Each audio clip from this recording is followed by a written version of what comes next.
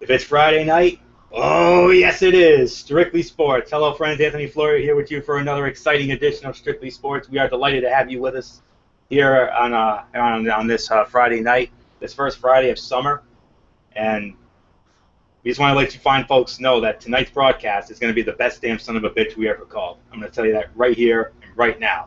So sit back, get your popcorn ready, and because tonight we're all about the NBA.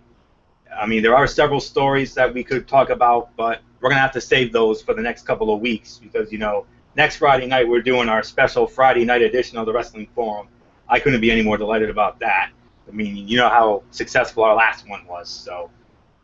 But tonight's broadcast is going to be the best dang son of a bitch we ever called here tonight, so let's do this for all you fine folks out there who have supported us for the last 4.5+ years. I'm ready, boys. Let's do this. And there's only two things on the docket here tonight: the Cleveland Cavaliers making history, winning the NBA championship, the first ever in franchise history, making history. 3-1 down, they come back and beat the Golden State Warriors. I mean, the first 6 games were rather meh, but Game 7, let me tell you folks, Game 7 was a game for the ages. 5-star classic, Shakespearean drama, and maybe the greatest NBA game I've ever seen. I mean, yeah, you could say Game 5 in '76 with Phoenix and Boston in the Boston Garden, the triple overtime, Garfield Hurd. We all remember that infamous call by the legendary Brent Musburger, another one of our idols, by the way. I mean, let me tell you, I mean, what that game had. I mean, Shakespearean drama doesn't even begin to describe it. I mean, it was just unbelievable, and it made this past Sunday night. The greatest night of Shakespearean drama we ever saw. The three of us have ever seen. Couple that with the Money in the Bank pay-per-view event on the WWE Network, and all the Shakespearean drama that event had. It's a June 19th, 2016 will be a night that the three of us, it will never leave our hearts for as long as we shall live. So let's talk about it. Cleveland Cavaliers making NBA history. First time ever that they come back from a 3-1 deficit to win the NBA championship. And I'll tell you what, I mean, say what you want about LeBron James. I mean, I have been the biggest basher of this guy. Michael Fletcher, you can attest to that. I mean, I have gone on the record many of times, when we've had our private conversations, mainly during, like Around the Horn and PTI when we used to do that back in the day. You remember what I would always say. I would always say he was a nog and a diva, a selfish thug, overhyped, overrated, what have you. No. For that one night, every mean thing I've ever said about this guy, I took back. Because he made the promise of the promise. After he won his 2 championships in Miami, I mean, I'll be real honest with you. I'm not a Cavs fan, but I will say this. My heart broke for the Cleveland Cavaliers and their wonderful fans. And for that city, when you had that whole decision debacle. Y'all remember that about 6 years ago. That major spectacle on ESPN, that Jim Gray, we all remember that whole thing. I mean, he took his talents to South Beach, joined up with Dwayne Wade and Chris Bosh, and they said, that whole thing, not 5, not 6, not 7, not 8. At that particular point in time, I just wanted to take my remote and chuck it at the television. That's how angry I was about it. That's how miffed I was about it. But let me just say it like this. He got what he wanted. He went to Miami only for one reason, to win a championship, and that he was sick and tired of carrying the Cleveland Cavaliers for so many years. And, well, he got 2 championships in Miami, 2012 and 2013. They got to the finals every year he was there. And then after the 2014 season, he goes back to the Cleveland Cavaliers. And I'm like, okay, change of heart there. That's great. I'm glad to see that. Praise God, And then all of a sudden, he made a promise of the promise. He says, I'm going to bring Cleveland a championship. And sure enough, he did just that. He brought him a championship. And I tell you what, man, I mean, I gained so much respect for LeBron James at that particular point in time. I mean, there's still a little part of me that can't stand him. I'll be real honest with you. But let me just say it like this. that, I mean, you could have made an argument for Kyrie Irving to be the MVP of the finals and whatnot, but no, it was all LeBron. I mean, LeBron was the man. He was the one who, was the catalyst behind it. I mean, the 3 games that they came back and won, 5, 6, and 7, back-to-back 40-point games, and then a triple-double in Game 7 of the NBA Finals, and for him to do that, I mean, just absolutely incredible. And I'm going to channel my inner Jesse Ventura here on this from a WrestleMania 5. LeBron, my hat's off to you. You are a great champion, and you and for what you did for your hometown. I mean, I may not be a Cavs fan, but I felt blessed and grateful for that particular point in time. I felt grateful for some odd reason. I mean, for him to do what he did, I mean, to lead that flashy team, that overhyped, overrated Miami Heat team. I mean, for him to do what he did, just absolutely incredible, and he definitely deserves to be commended for it. And I mean, like I said, first 6 games, you can make an argument they were all duds. Let's be realistic. I mean, they were all duds. And then from there, we go to Game 7, and I'm going to be real honest with you. I did not have my hopes were not that high. I really thought it was going to be yet another dud. I really did. But I prayed. Being the holy roller I am and always will be, I prayed to the good Lord above. I prayed. I was like, please, Lord, this is Game 7 of the NBA Finals, for goodness sakes. Let this game be, it doesn't have to be the greatest game of all time, but let this be a 5-star classic full of Shakespearean drama that we diehard NBA basketball fans could enjoy. But because of those 6 games, we weren't enjoying it. I'll tell you right now, we were not enjoying it. I mean, we were damn near put to sleep. I know I was. I don't know about you guys, but I was. Believe that. And then we go to Game 7. Multitasking between that and the Money in the Bank pay-per-view on the WWE Network. And also a Father's Day celebration I had with my family. Let me tell you. When I saw what I saw on my TV screen, when I was flipping back and forth between my computer and between my laptop and my TV, because I had my laptop plugged into my TV to watch the WWE Network.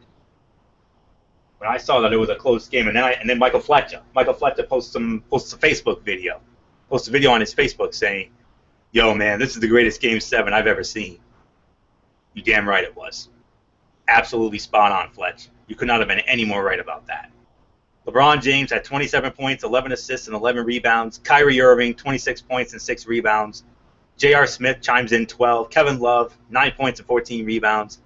And then Tristan Thompson, 9 points and 3 rebounds. Over on the other side, Draymond Green had a near triple-double.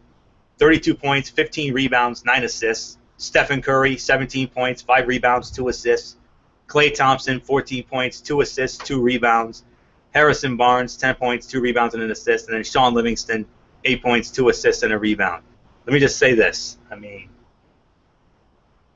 the team effort, the unity that this team showed. I mean, I don't know how many months ago it was when David Blatt was fired. I mean, you all remember when we lost our minds, and not in a good way, because of David Blatt's firing, when the team was 30-11, had the best record in the East. They were like, and we called them out. We called out Dan Gilbert because we knew we even called out LeBron because we felt that LeBron had a hand in it. I mean, I even went as far as, I had conspiracy theories, and that conspiracy theory I had was that LeBron had a hand in it. And I was beyond miffed off because of it.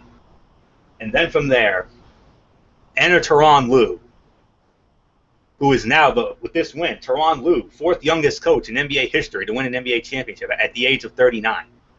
I mean, credit where credit is due. Tyronn Lue he did for the Cleveland Cavaliers, and I'm going to be real honest with you, he did what Mike Sullivan did for the Pittsburgh Penguins. And we saw how that worked out for the Pittsburgh Penguins now, didn't we? They won the Stanley Cup. Their first in 7 years and fourth overall. They took out the San Jose Sharks. We talked about that last week. Sidney Crosby wins the Conn Smythe Trophy, although you could have made an argument for so many others. But while this particular NBA Finals may not have been the greatest one ever, it certainly was not, based on the first 6 games. Game 7 will go down as the greatest Game 7 in NBA Finals history.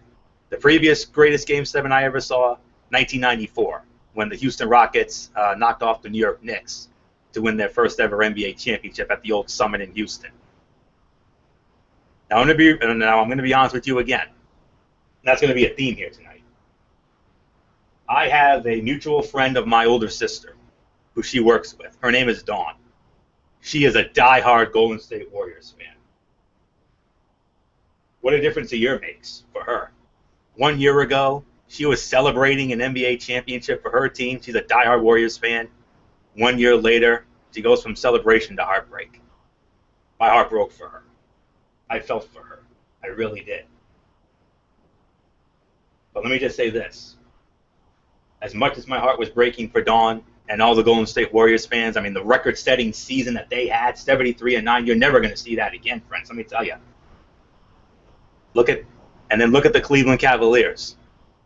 And look at the city of Cleveland, who have waited 52 years for this moment. They haven't had a moment like this since just after Christmas in 1964, when the Cleveland Browns brought home the old NFL championship and they beat the Baltimore Colts. Shut them out. And then you look at the Indians, who haven't won a World Series since 1948. Haven't been there since 97. I mean, they got there twice. 95, they lost to Fletcher's Braves. I know that's going to go down as one of the 10 greatest nights of Michael Fletcher's life, seeing his Bravos win a World Series. And then 1997, losing to an upstart Florida Marlin team that had a lot of legends and future Hall of Famers.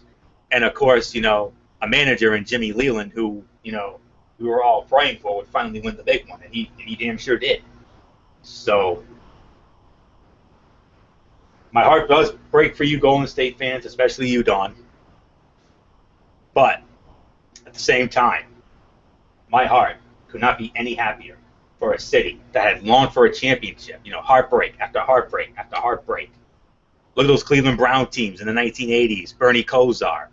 I mean, we all know that. Marty Schottenheimer was the coach. They got to the AFC Championship game like three times in a 4-year stretch. But unfortunately, they ran into John Elway and the Denver Broncos every time. Nothing more to say.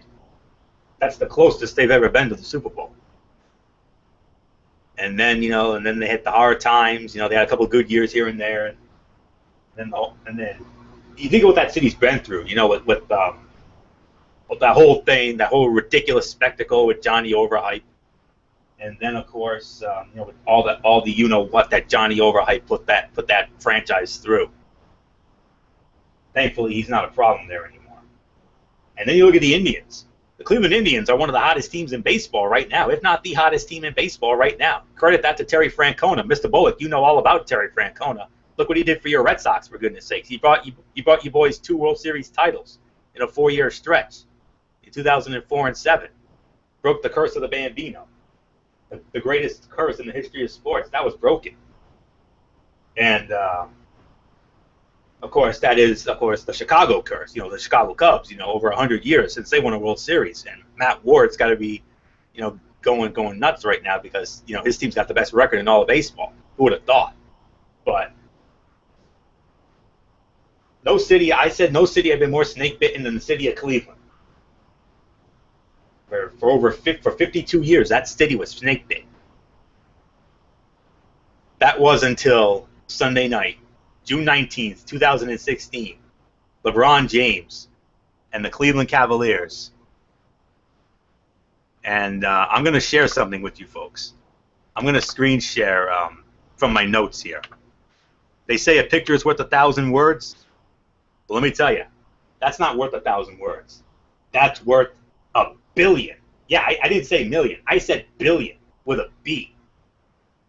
Do you know how long that city has waited for an NBA World Championship or any World Championship, for that matter? 52 years. Say what you want about LeBron, like I said, but at least for this one night, love him or hate him, you damn sure have to respect him. And if I was wearing a cap, I'd tip it off right here and now to LeBron James and the Cleveland Cavaliers. Hell of a job. No one deserves it more. That city deserves it. And you know what?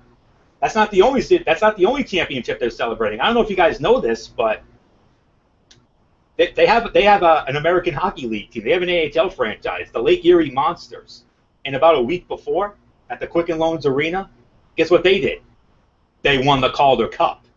So that city's celebrating 2 championships in over a week. Boy, what we would give to be residents of Cleveland, Ohio right now. Because if we were, we'd be channeling our inner Daniel Bryan. We would be one word: grateful. Congratulations to the Cleveland Cavaliers, LeBron James, Kyrie Irving, Kevin Love, Dellavedova, the whole team, Dan Gilbert, Tyronn Lue, the organization. Like I said, hell of a job. You deserve it. You damn sure deserve it. Enjoy. Oh, by the way, one more thing before I throw it to Michael Bullock. And again, I say, I don't know if you fellas know this, but this Game 7 of the NBA Finals, highest rated NBA game since the NBA moved to ABC. You remember they moved to ABC in the 2002-2003 season? Game 7 is the highest rated NBA game ever on ABC. It drew an 18.9 overnight rating according to the Nielsen ratings.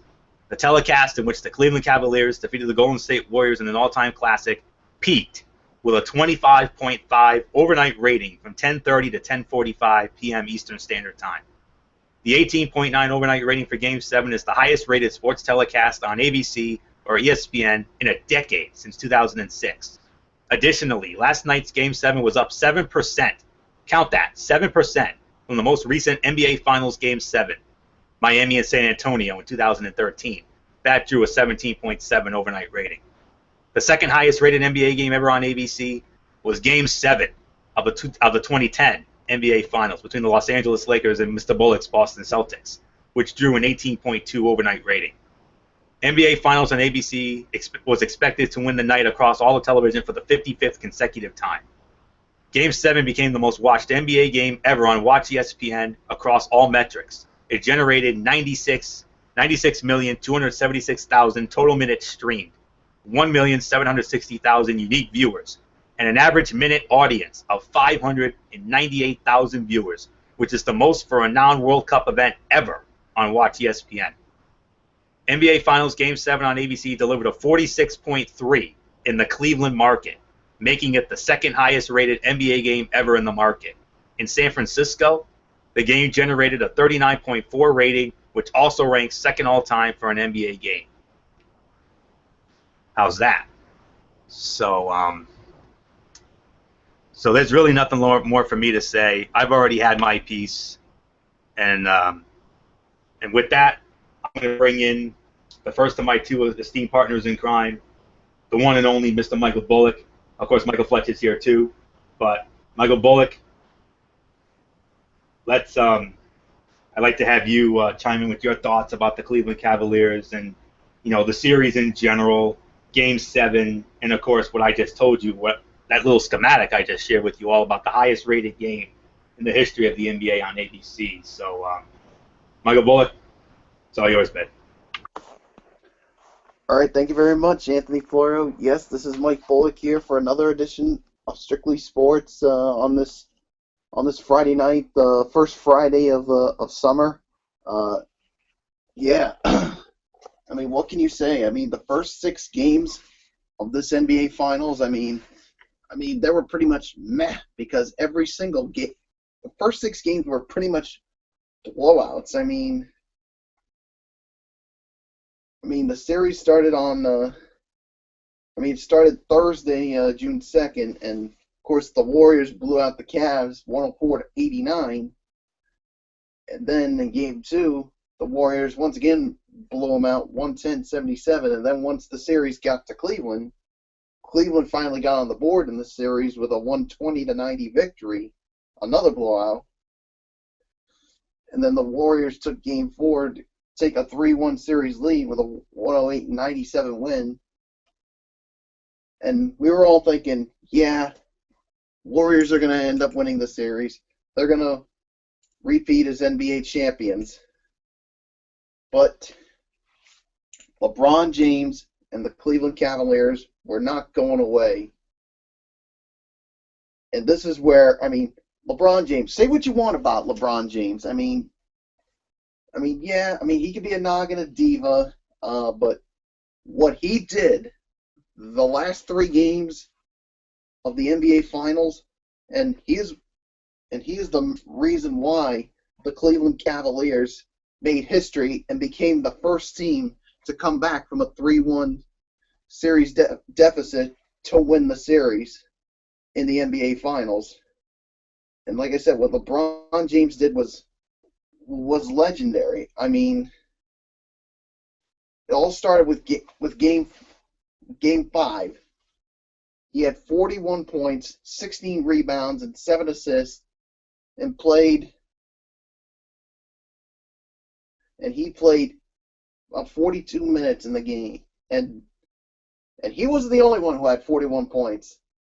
Kyrie Irving had 41 points as well. But those 2 were the reasons why the Cavs took Game 5. And then in Game 6, of course, they won at 115. So 115-101, and LeBron James another monster game for another 41-point performance with 11 assists, and then of course it was then on to Game 7, and yes, we finally had a close matchup, a 5-star classic game, chock full of Shakespearean drama, and with the way Golden State got up, with the way they started, it looked like they were gonna be on their way to winning it, but once again, LeBron James, he had a triple-double in the game with 27 points, 11 rebounds, 11 assists, and to me, he made the play of the game. Not on the offensive side, but defensively when he blocked Andre Iguodala's shot. And I'll tell you this right now. If LeBron doesn't block that shot, Golden State wins the NBA championship. I'll tell you that right now. If he doesn't make that block, Golden State repeats as NBA champions and would seal themselves as the greatest team in NBA history. And it wasn't just that play, but the 3-pointer by Kyrie Irving, that pretty much sealed the deal right there. And as soon as the clock hit 0, I was saying to myself, let the celebration begin in Cleveland. For the first time in 52 years, the Cleveland Cavaliers are your NBA champions.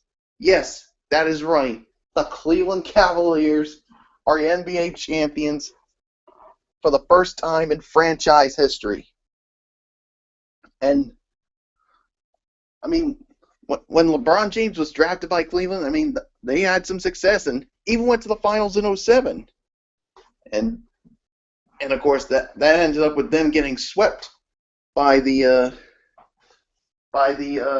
San Antonio Spurs. And then, of course, 2008, they lose in the conference semifinals in 7 games to the Boston Celtics. 2009, they lose to the Orlando Magic in the conference finals. And then, of course, in 2010, they lose in 6 games in the conference finals to the Celtics again. And that's when he had that whole decision thing where he said, you know what, I'm taking my talents to South Beach and join the Miami Heat. And that's where he got his 2 championships there. And then all of a sudden he goes back to Cleveland. And some of us didn't think it was going to happen, because remember that letter that Dan Gilbert sent after LeBron James went to Miami? he said this Cleveland Cavaliers team will win a championship before the so-called former king wins one.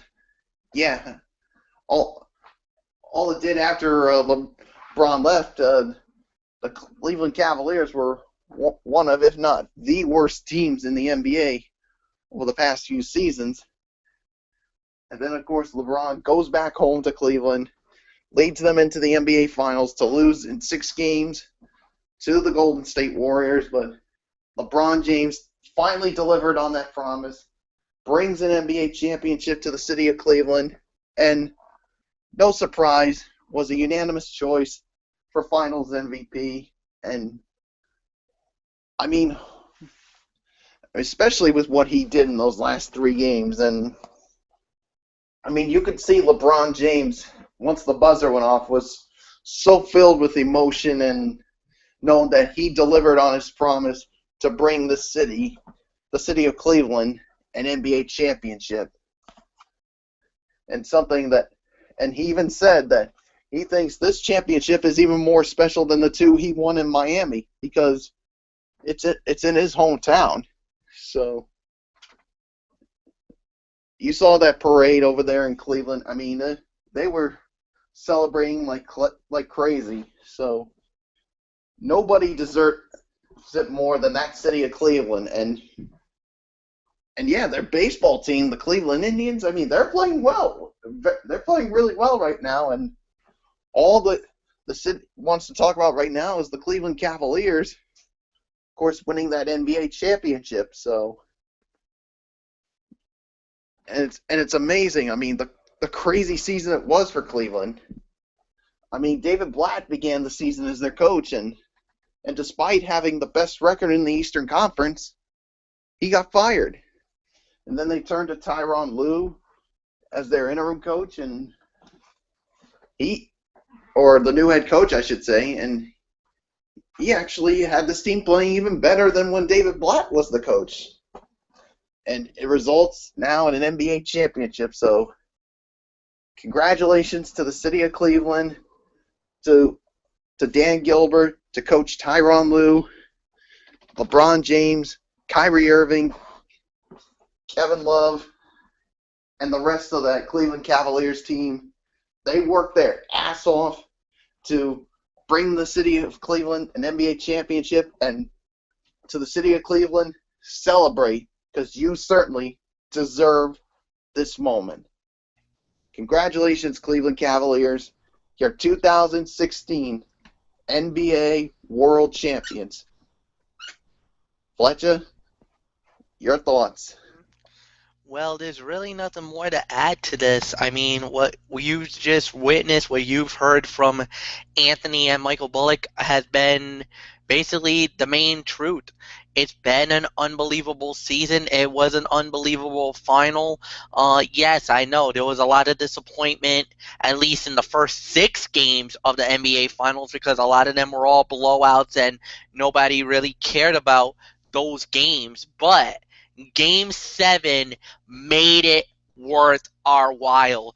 Game 7 is why we say it is the 2 greatest words in sports, because when it's a winner-take-all, one game for a title, we saw practically the greatest Game 7 in NBA Finals history. I mean, that's how incredible this game was. And it was back and forth the whole way through. And, Cleveland wanted it more. Cleveland wanted it more. They got it. They are the world champions. Congratulations to LeBron James. Congratulations to Kyrie Irving, to Kevin Love, to Iman Shumpert, to J.R. Smith, to all the fellas. They did it. And, Mike Bullock brought up something that was very interesting about the Dan Gilbert situation because of what happened at the decision. Dan Gilbert gave that scathing report saying that, as we would win a championship before LeBron ever gets his. Well, unfortunately, that didn't pan out because of the fact that LeBron actually went on to win 2 NBA titles before Dan Gilbert made that proclamation. But it was all about LeBron coming home. he wanted it to be home. And there had to been some mending of the fences between LeBron and Dan Gilbert. A lot of I'm sorry's had to go around because of holy crap. I mean, you want to talk about bridges burning? I mean, it was pretty bad. It was pretty bad at the land, as they call it. But they were able to part their ways, and look at where they're at now. Look at what has happened. The land now has a title. The Cleveland Cavaliers is now the home of champions, and whoever would have thought we would ever hear that? But it's not only that, but also tip your cap to the Golden State Warriors. I mean, yes, it's a heartbreak that they didn't win the title. It is a heartbreak that they did lose that game, and because of the remarkable season they had. I mean, I don't think we're ever gonna see another team come close to 73-9 that the Golden State Warriors did. I mean, what they did is a once in a lifetime. It's an unbelievable record, and it's a record that many people believe will probably never be duplicated ever again in NBA history. But then again, we never thought 72-10 would have been duplicated, and look what happened. So, I mean, at the end of the day, you got to go on with what you got next. You got to think about what the future may bring.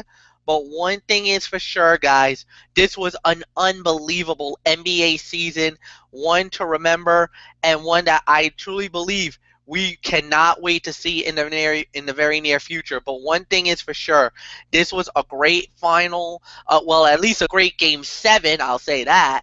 As far as anything else goes, I don't know. I mean, it was presentable for what it was worth, but the fans enjoyed it. I enjoyed the Game 7. I mean, we were going up and down. We were going nuts, especially here. Game 7 on Father's Day night was an unbelievable game. I just was marveling at it. I'm like, something has to give. You just never knew what to expect, but at the end of the night, it happened. We got a new champion. We got new NBA world champions, the Cleveland Cavaliers, and now it's just upward and onward for this team.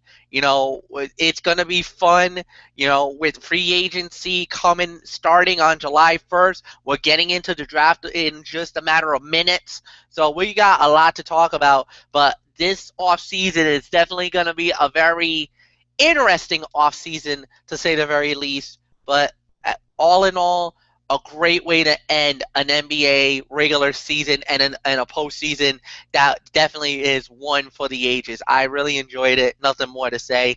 Anthony, let's get into the draft. Before we do, I do want to mention, Bullock and I, we had to talk about this. We actually had one of our infamous drives for the first time in a while, and I'll tell you what. During that drive, we got into this. Record-setting teams that failed to win championships. The Golden State Warriors now join two other teams, or you could really say three. Well, actually, they joined three other teams. You look at the four major sports. All the record-setting teams did not win championships. Did you know that? This Golden State Warrior team that went 73-9, no championship. Almost won it. They should have won it, but they didn't. They choked it away. Can you say SAWFT, anyone? I think that's all there is to say on that. And look at the NHL. Look at the Detroit Red Wings. 1996, the Detroit Red Wings. Stevie Y, Sergei Fedorov, and all them. 62 wins in the regular season. NHL record. Did they win the Stanley Cup? No. The Colorado Avalanche did in their first year of existence. They upset Detroit in the conference finals, and then, of course, Colorado went on to sweep the Florida Panthers 4 straight. Who will ever forget Game 4? One of the great top 3 NHL games I ever saw. Yoey Krupp, anyone? Hello. And then from there, you look at Major League Baseball, the Seattle Mariners, 2001. They win 116 games. Did they win the World Series? No. They didn't even make it to the World Series. Just like the Detroit Red Wings, they did not make it to the championship round. The Mariners lost in 5 games to my New York Yankees in the American League Championship Series. And then, of course, in the NFL, bullet cover your ears. 2007 New England Patriots, undefeated. Did they win the Super Bowl? No. The New York Giants did. Greatest Super Bowl ever. I'm still standing by that. You can make the argument about 49. 49 was unbelievable. Don't get me wrong. Don't believe us? Watch the recap video on Fletcher's channel, BraceFan 95, that we did last year. The point I'm trying to make is, if you set a record, if you have a record-setting season, it doesn't necessarily guarantee you're going to win a championship. And all four of those teams I just mentioned, including this Golden State Warrior team, they learned it the hard way. So, just wanted to let you all know about that. All right, now, one more note before we get into the NBA draft. There will be no Major League Baseball power rankings yet again this week, and for good reason. We're going to run down, the NBA draft. We're going to run down, it's just like we did with the NFL draft, some time ago. You know how we did that? We, I would read off, I would do the schematics, and I would give you the list of picks by each team, and that's what we're going to do. We're also going to, give our letter grades and maybe a brief analysis, a brief synopsis, if you will. And that's exactly what we're going to do here and now. So, of course, the 2016 NBA draft was held last night at the Barclays Center in Brooklyn, New York. And it was broadcast on ESPN. And we're going to start. Of course, you always got, as the old saying goes, you start at the beginning. And we're going to start it with the Atlanta Hawks.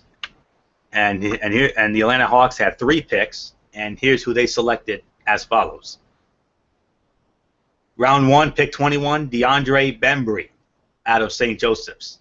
Round 2, pick 44, Isaiah Cordinier out of France, Denain Voltaire, the name of the team he played for in France. And round 2, pick 54, Kay Felder out of the USA, out of Oakland University in Michigan. So there are your 3 picks for the Atlanta Hawks. Michael Bullock, the floor is all yours. How do you feel the Atlanta Hawks did in this NBA draft in your eyes?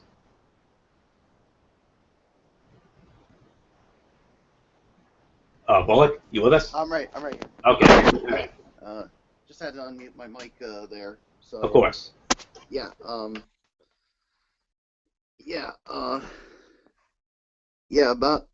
Atlanta, of course, getting. Well, I'm trying to. Oops. Thought I had. Oh. Yeah.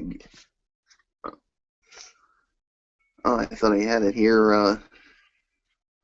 Yeah, give me just a minute here. I'm just trying to pull up the info about this. It said DeAndre Bembry, of course, was that, a small forward out of St. Joseph's, and of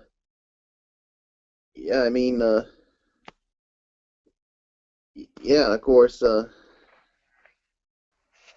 excuse me, just trying to pull up some draft analysis. Some of the stats for him, of course, in his first year, of course, at St. Joe's, of course, he averaged about 12.1 points per game, and of course in 2014-15 had averaged almost 18 points a game. Same thing for this season. So and he shot like over 40% from field goal range, and of course the rebounding skills got better from 2014 to, of course, 2016. So it's a very interesting pick here. So and then of course just some of their other picks. Of course, in the second round. Basically. Sorry about this. It's just. Of course. They end up getting Isaiah Cordinier from France, shooting guard, and then of course Kay Felder of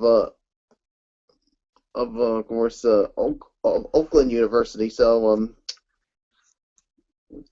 yeah, so they had some, I mean, of course, let's not forget, of course, they lost Jeff Teague in that trade, so they need like a another shooting guard to basically fill the role, and I don't know if some of these picks are really going to help out. So I'm gonna, I don't know how to rank it when it comes to how to rate their draft. I mean, I'm gonna give this probably and trust me, I mean, I didn't see the draft that night, so I'm only going with what I see here. So it's basically a C to a D in my opinion. So if I did see this, I would have and listened to the analysis, I would have gotten a better idea. But I'm only going on instinct. So Fletch, I give it to you. I totally understand what you're doing, Michael Bullock. I actually did get to see the draft, all of it last night, even though I was out on the town with one of our very own super fans. However, I'm gonna always leave that because that's stuff for another day. I'll never ever bring my private life into a show like this. But I got to see the draft for Atlanta.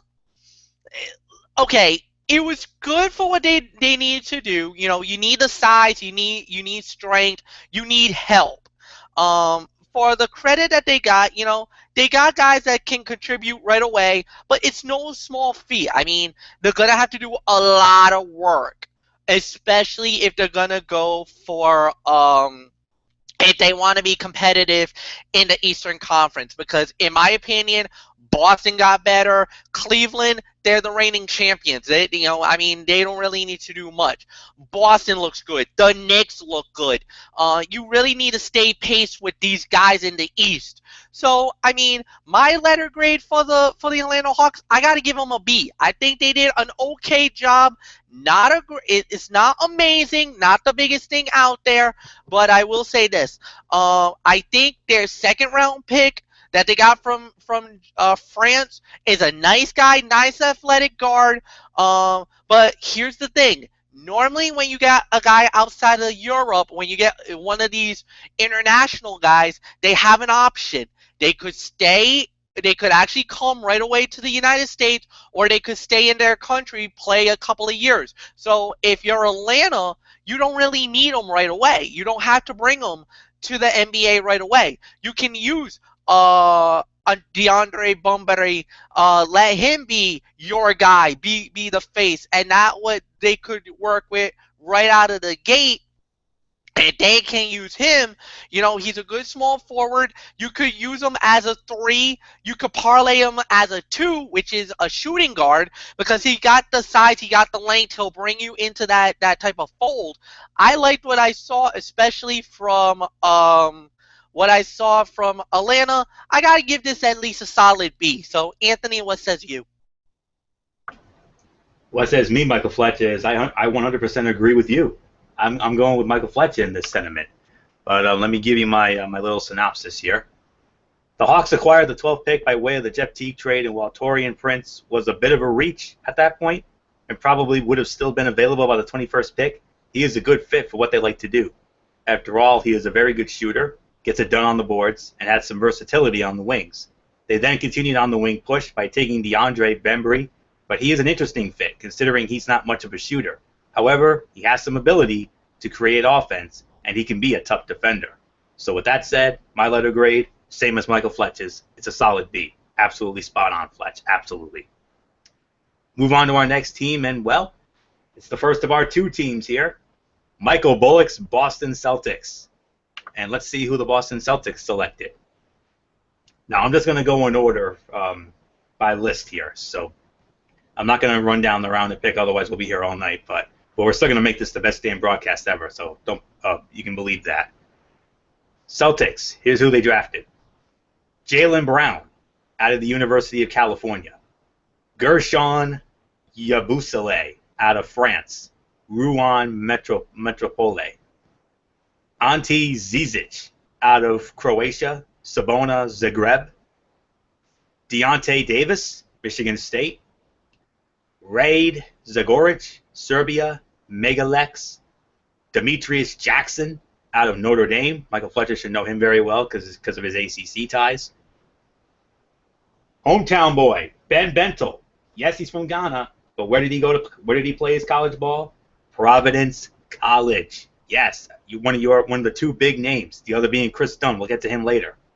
And finally, Abdel Nader from Egypt, representing, of course, he played his college ball at Iowa State. We're going to save Michael Bullock for last. Michael Fletcher, I started with you, Mr. NBA. I ask you, how did Mr. Bullock's Celtics do in your eyes? All right. Bullock's going to love me, but Bullock's going to hate me too. I hated the first pick, that Jaylen Brown from California. Absolute reach and the wrong player to get. I'm sorry. I was on the Chris Dunn train. If Boston would have gotten this one, that would have been an A+. I would have said, Boston, you could not do wrong. Then on top of that, you get two European players where you might not use them right away. Demetrius Jackson was a nice pickup. The Ben Bentel, amazing grab for the Boston Celtics. I absolutely adored that pick. And the Nader on the 58 pick was also another great pickup for Boston. First round, I would have given it an F in my eyes. Second round, straight A+ in my eyes. So my overall rating for the Boston Celtics, I'm going to average it out together. It's a C for the Boston Celtics. I thought, look, it was a good start right out of the gate. Like I said, the Jaylen Brown was the biggest shocker. I don't think none of us thought that was going to happen. I had Brown going a little more lower than he did. Definitely Boston was a reach. And not only did I flip out, but a lot of Celtic fans on Facebook flipped out, and their own fan base flipped on this pick. They did not like this pick at all. I'm sorry. I thought they absolutely kicked the bucket on this, and Danny Ainge should be ashamed of himself on that one. But all in all, I'm only giving it a C because I loved their second round draft picks. What they did in the second round, I thought was better than their first round. So my grade is a C for the Boston Celtics. Anthony, it's yours. I forgot to mention, when it comes to the Atlanta Hawks, DeAndre Bembry is a small forward, Isaiah Cordinier is a shooting guard, and Kay Felder is a point guard. That's how I did it when we talked about the NFL draft. I also mentioned their positions. So Jaylen Brown, small forward, Yabusul, power forward, Zizic is a center, Davis, power forward / center. Zagorac is a shooting guard / small forward. Jackson's a shooting guard. Bentel, power forward, and Nader, small forward. So just wanted to get that off there. My thoughts with the Boston Celtics? Man, Michael Fletcher, I don't know if we're drinking the same Kool-Aid or what we're doing here, but the old saying, I'm going to say it again, great minds think alike. I agree with you again. And here's my synopsis. Perhaps the biggest disappointment for the Celtics has to be that they were unable to move any of their picks for pieces that could contribute right now. I like Jaylen Brown, but I think that 3 was a little too early for him considering his inconsistent freshman campaign at Berkeley. That said, he has all the tools to become the kind of two-way weapon on the wing that they have sorely lacked. Their next 2 picks were draft and stash prospects, but while Ante Zizic was a solid value at 23, Gershon Yabusul was a total reach at 16. However, Notre Dame guard Demetrius Jackson was a great value at 45, and I think Ben Bentel at 51 could be a useful bench scorer. Overall grade, solid C. Absolutely spot on again, Fletch. Well done. All right, Michael Bullock, The ball's in your court now, my friend. You've been a diehard Boston Celtics fan all your life. Tell me, how did they do in your eyes? Did you approve of what they did? Do you disapprove of what they did? We got to know. Oh man, all I can say is I'm giving it a C minus. I'm sorry. I thought it was. I mean, the Jaylen Brown pick. Are you freaking kidding me, man? I mean, we could have gotten Chris Dunn.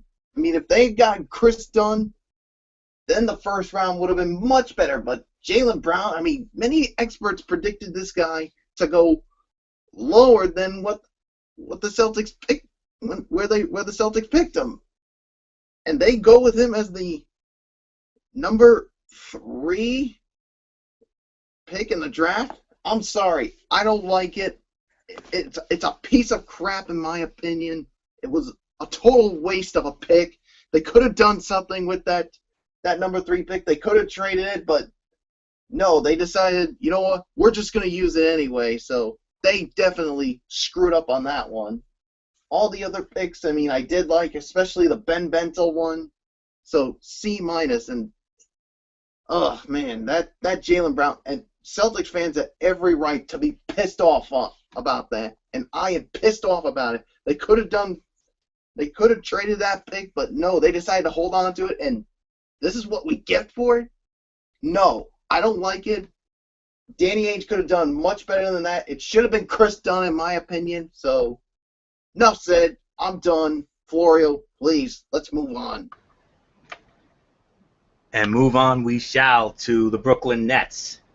The Brooklyn Nets, of course. Let's take a look at what they did. The hometown team, and we're gonna take a look right now and see what they did in this particular NBA draft. They selected, well, they only had 2 picks, and they were as follows. Caris LeVert out of the University of Michigan, shooting guard. And here you go, Michael Fletcher. Marcus Page, point guard, out of North Carolina. So I will start this one off. It is a little odd that the Nets got the 20th pick for Thaddeus Young while Marco Bellinelli was dealt for the 22nd pick, but whatever. It did get back into the first round, but I didn't love what they did with the selection. Caris LeVert has some scoring talent, and he can create his own shot, but he also has some serious injury concerns, thanks to stress fractures in his feet. They went for a local guy, an Isaiah Whitehead, but he has got some bad habits, namely looking for his shot and only his shot. But he has got great court vision, and if he gets his act together, could be a good scorer off the pine. But I think something might have happened with that pick because according to Wikipedia, it says they got Marcus Page. And, of course, we all know Marcus Page's body of work with the University of North Carolina. Of course, they went to the national championship game this past year, lost it to Villanova in the greatest national championship game of all time. We'll never forget how that thing ended the night after WrestleMania, now won't we? So with that being said, my overall grade for the Brooklyn Nets is a C+. That's how I feel about it. So, Michael Bullock, your thoughts on the Brooklyn Nets and what they did in this NBA draft, albeit with only a couple of picks. Yeah, you said it was Chris LeVert, and who was the other guy?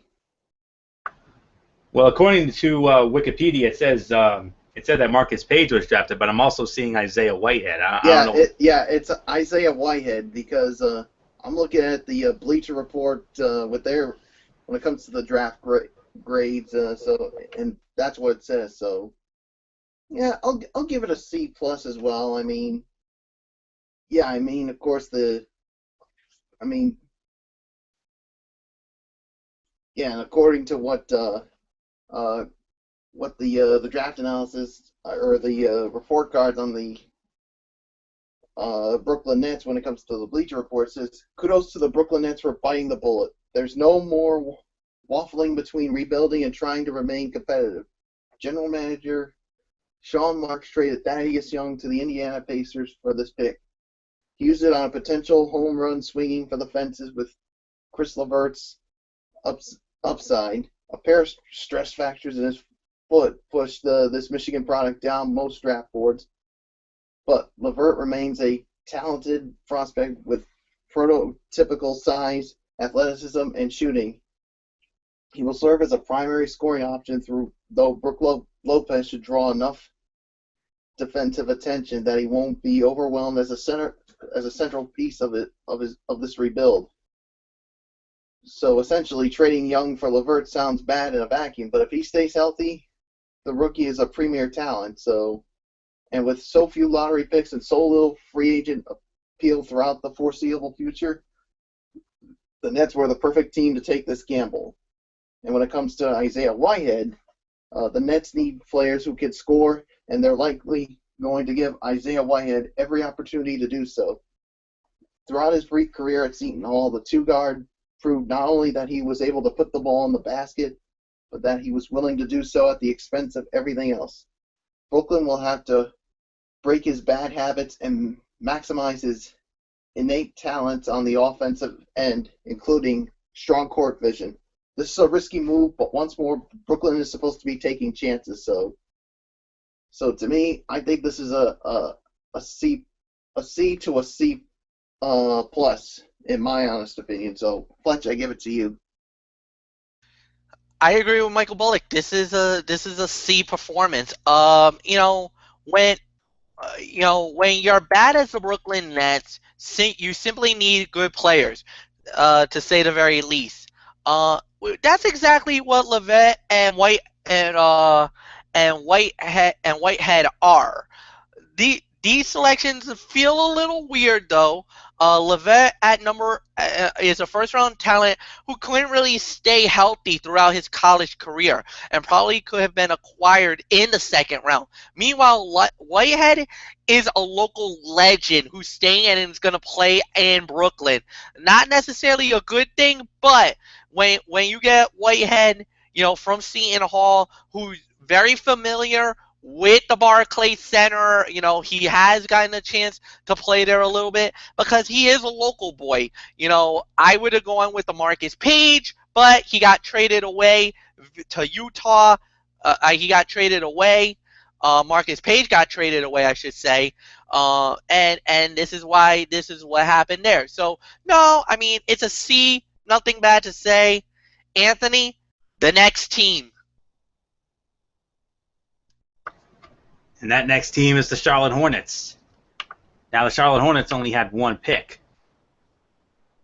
They initially selected Malachi Richardson, a shooting guard out of Syracuse.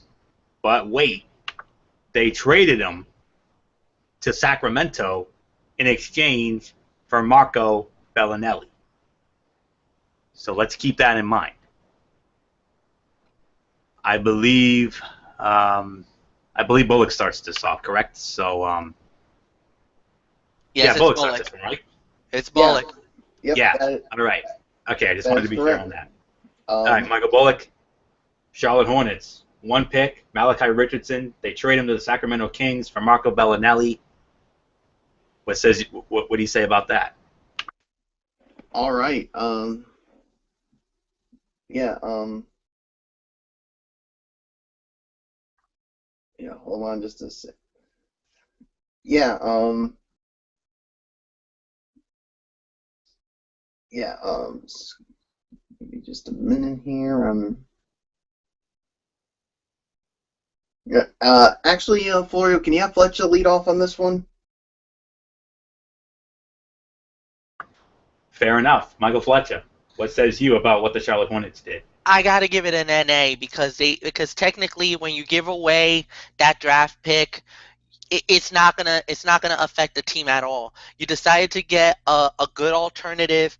You get a good alternative in Marco Bellinelli, who's played a number of years, Chicago, San Antonio. So I mean, there's really nothing bad to say about it. I'm sorry, I can't give it a rating here. To me, you didn't draft anybody. You got a perimeter scorer. You got somebody to work with. Other than that, this is an NA. To be real honest with you, no grade for me, not at all. Florio, it's yours.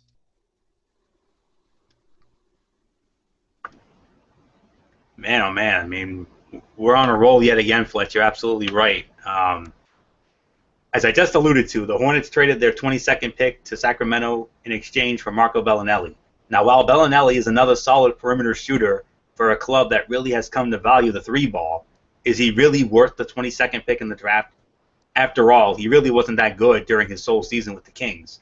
That was their sole pick in this draft, so one really cannot give them a grade considering that fact. You say NA, well, I'll do you one better. My grade is incomplete for the Charlotte Hornets. So now that you have all the schematics you need, Michael Bullock, what says you now? Yeah, I agree. I mean, this is incomplete as well. So, yeah, there's really nothing else to say about it. I mean, it's just weird what the Charlotte Hornets did. So, there's really nothing else for me to say except let's just move on. And who are we going to move on to next? The Chicago Bulls. My team, Michael Fletcher's team, Matt Ward's team. Yes, we're still reeling from the big news of just a couple of days ago that Michael Fletcher reported on. Did a great job during his Facebook video. I saw every bit of it. You better believe it. He had the jersey on. We'll get into that in just a minute. But Chicago Bulls, only 2 picks in the draft, and their picks are as follows: Denzel Valentine, shooting guard, Michigan State; Paul Zipser, shooting guard / small forward from Germany, Bayern Munich. Hello, Bayern Munich. We all know Bayern Munich. So, all right. What else is there for me to say? Since Bullock had Fletcher lead off on the last one, I'm going to have to start this one off. Of course, we all know the story about Derrick Rose. I mean, no longer with the Chicago Bulls. He's now with the New York Knicks. After the Derrick Rose trade, I was fully expecting the Bulls to take a point guard with the 14th pick, specifically Wade Baldwin IV. Instead, they went with Michigan State's own Denzel Valentine. And while the need for a wing may not be as much as for a point guard, Valentine's skills as a playmaker should help fit into that need. Plus, Fred Hoiberg is creative enough of an offensive mind to take full advantage. However, Valentine also has some injury concerns with his knees that could hinder his full potential. But despite that, my overall grade for my Chicago Bulls in this NBA draft, B+. That's how I feel. Michael Bullock, how do you feel our team did, the Chicago Bulls?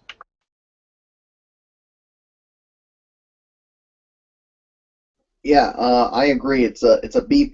I mean, I like the pick of Denzel Valentine, but the thing is, I mean, you have to worry a little bit about the knee troubles. I mean, hopefully, it'll hold up for him. But let's not discount what he's done. Of course, in his last season at Michigan State, of course, averaging about 19.2 points a game, 7.5 rebounds, and 7.8 assists. And of course, shooting 66.2% from the field and 44.4% from 3-point range. So, yeah. So, he's definitely got what it takes, but it's just the knee injuries. That's the concern. And then, of course, when it comes to Paul Zipser, someone says, there's a lot to like about him. He's athletic, defends multiple positions, hits shots, plays well away from the ball, and has terrific feel for the game. It's extremely easy to see a team plugging him into their lineup sooner rather than later and having a solid contributor. The reason his stock isn't necessarily higher is because he just doesn't quite have the ceiling of some of these other players right now. However, if a team is just looking for a solid guy that they can fit into their lineup now, Zipser is who they're looking for. Look for him to go in the number 20 to 45 range of the draft when it comes down. So Chicago may have found itself a mini steal. So that being said, it's a B+ for me. So Fletch, your thoughts on your grade for your team, the Chicago Bulls? Well, I'm gonna say it like this: B plus for me. With Derrick Rose now as a Knick, you feel like the Chicago draft really depended on what you believe.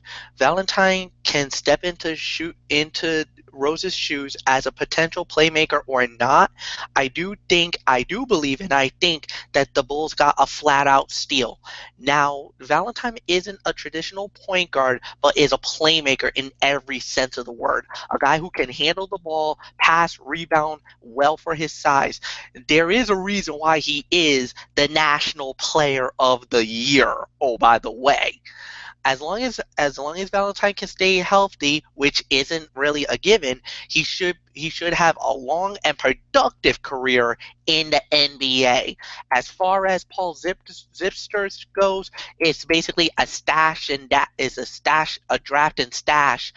Even though he does command a great attention, he normally averages about 15 points per game for FC Bayern Munich in Germany. Overall, a decent draft for the Chicago Bulls, but expect Chicago to make more moves, especially in free agency when it opens July 1st. B plus is my rating. Fair enough. So let's move on to our next team, and it is your new NBA World Champion Cleveland Cavaliers. Now, here's an interesting factoid here, boys. The Cleveland Cavaliers, well, they did not have a pick walking into the 2016 NBA draft.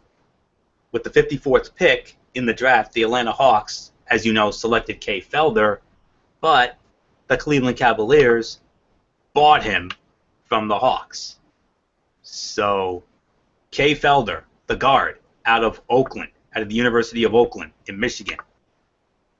So, got all that?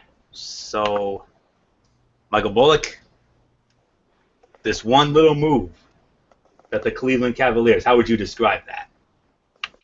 All right. Of course, about Kate Felder, of course, just according to what they say, the defending champions bought this pick from the Atlanta Hawks per the Verticals Shams Charania, and they used it to unearth a potential steal.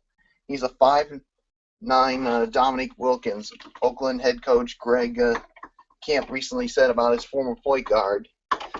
He does stuff that makes you go, holy, well, I'm not going to say it. We'll throw him alley-oop passes, and the ball looks like it's going out of bounds, and all of a sudden it's in the basket. If Kay Felder were a bit taller, he'd have become a first-round lock. Now he's left scrambling to make a squad, and he should have a good chance to do so on a Cleveland Cavaliers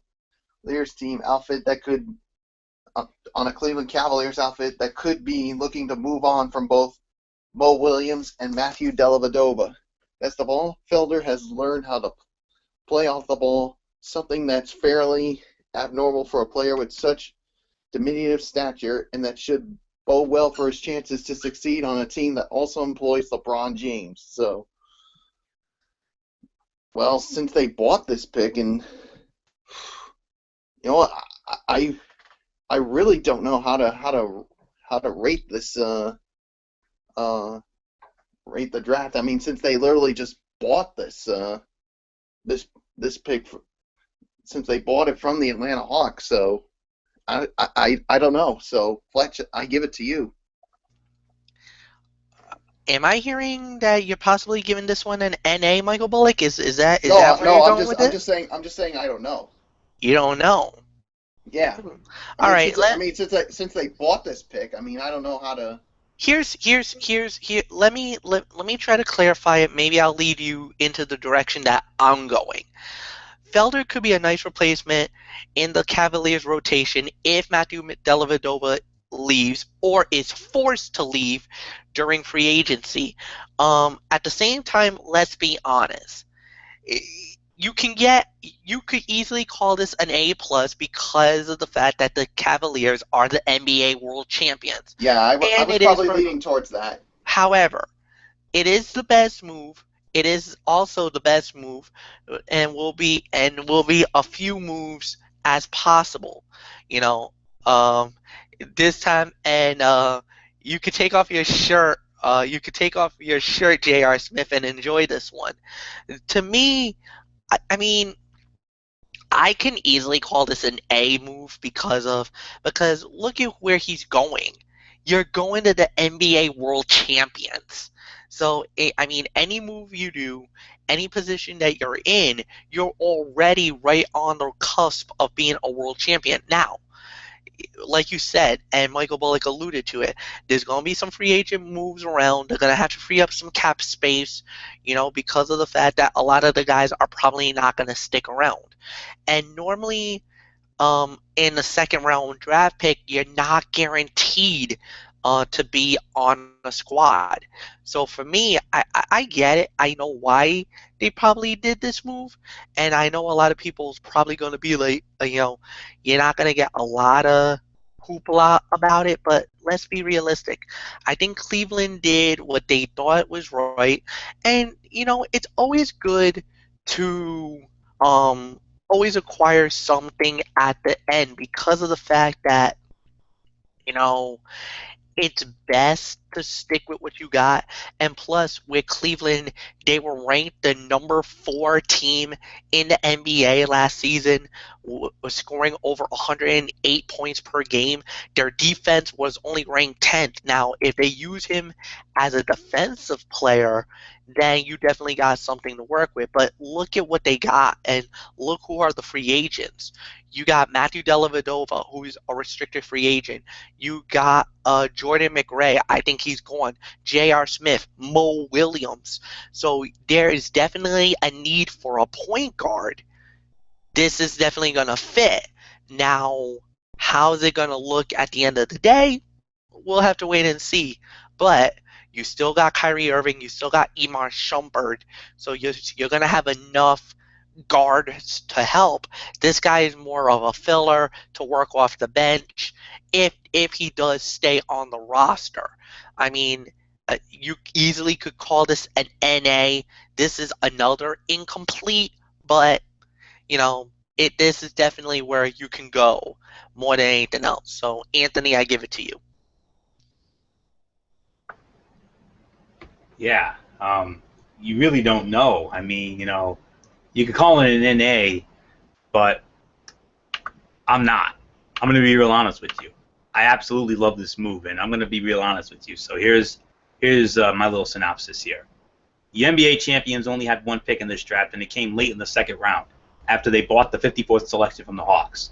They used said pick on Oakland point guard Kay Felder, a great name, by the way, and I think it could prove to be a worthwhile decision.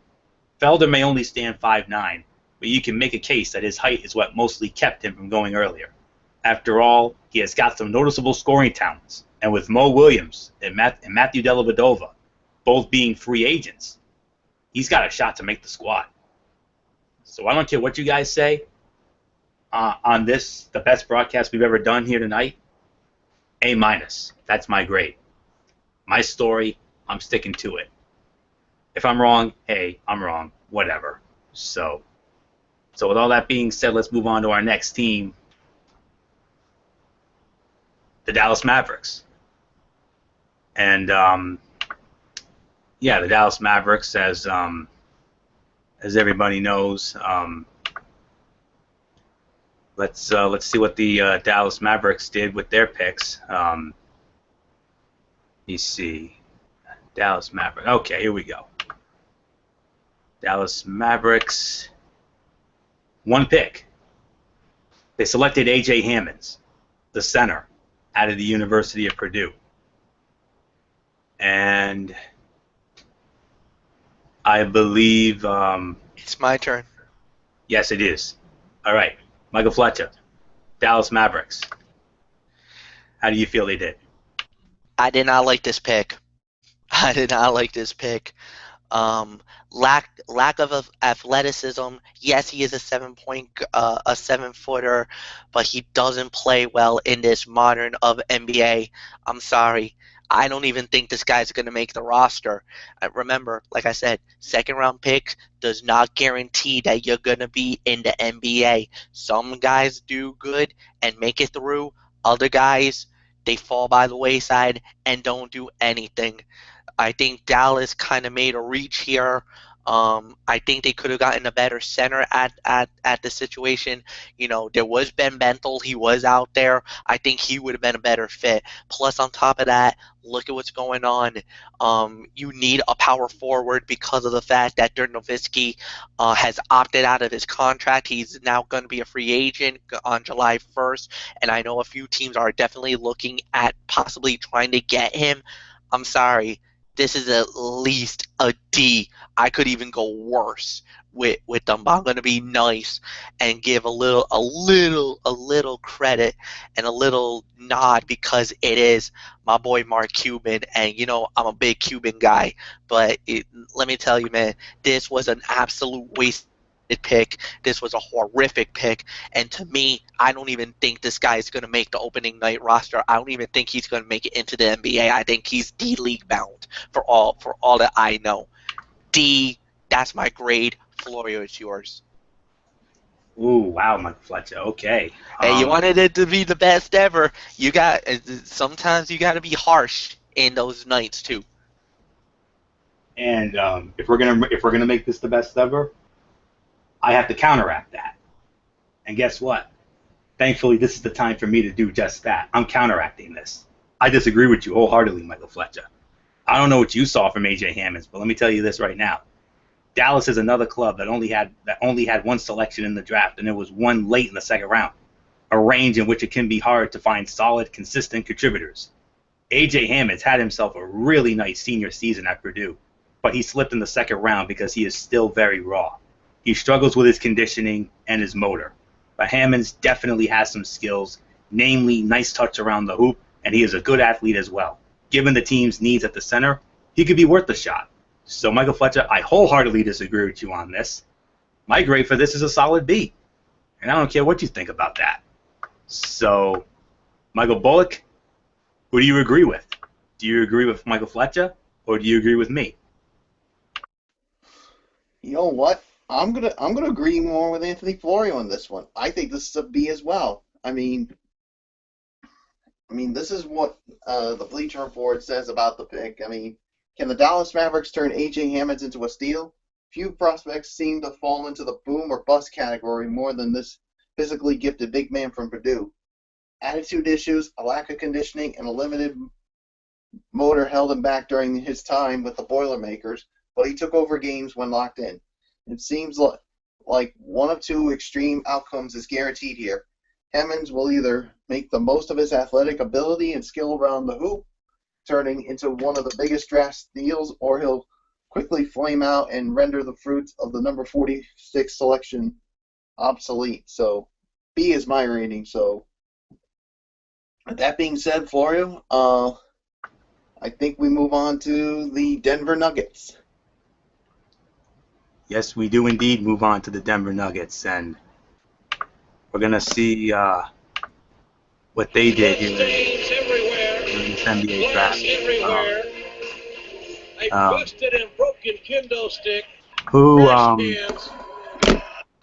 Does somebody have a mic on? All right. Oh, that's accidentally me, so sorry about that. Yeah, you forgot to mute your mic there, Bullock. Oh, that's okay. Yeah, I thought I did. No worries. Denver Nuggets. Let's see what the Denver Nuggets did. They had 4 picks, and here's how they distributed them. Jamal Murray, shooting guard out of Canada, University of Kentucky. Juan Hernan Gomez from Spain, Movistar Estudiantes. I hope I did that justice, Michael Fletcher. Malik Beasley, Florida State, shooting guard. By the way, Hernan Gomez is a small forward, power forward. And Daniel Hamilton, shooting guard, small forward, out of UConn, University of Connecticut, don't you know? So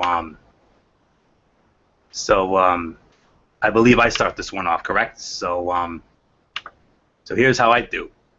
I think it is safe to say that the Nuggets were happy to see Kentucky guard Jamal Murray fall to them at the 7th pick.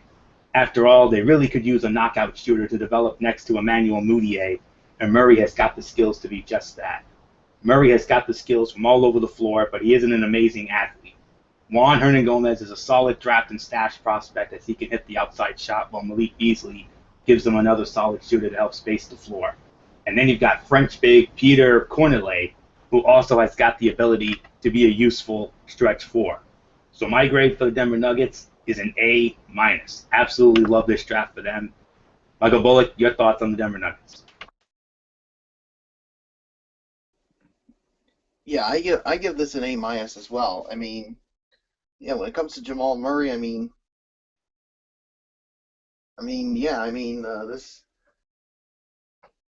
despite a lottery finish, the Denver Nuggets don't have any significant needs.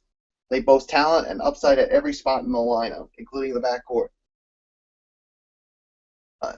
Emmanuel Mudiay remains the point guard of the future, and Gary Harris developed into a usable two guard during his second season. But now Jamal Murray pushed that duo. The Kentucky product is a lightning quick and aggressive scorer with passing skills to boot. Whichever guard spot he lines up at, he can probe a defense and keep it honest with his knack for finding open teammates and hitting perimeter jumpers. This is a move geared to bring more depth to the Mile High City, but it's still a bit troubling. The Nuggets have spent each of their last two top picks on players who line up at the same position. There just aren't enough minutes to go around, and the ball has to remain in Muday's hands for his long-term development. And then when it comes to Juan, to the guy from Spain, the Nuggets can't stop collecting international talents up front. They now boast bigs from Spain, France, Serbia, and Bosnia. Of course, the newest addition probably won't play in 2015-16, serving instead as a draft and stash prospect on this overstuffed roster. Only 20 years old and already showing the ability to serve as a stretch four, he's ready to compete in the NBA, as Frank Fraschilla hinted at on the ESPN draft broadcast, but due more to the nature of the roster than his own abilities, still best he develops abroad for one more year.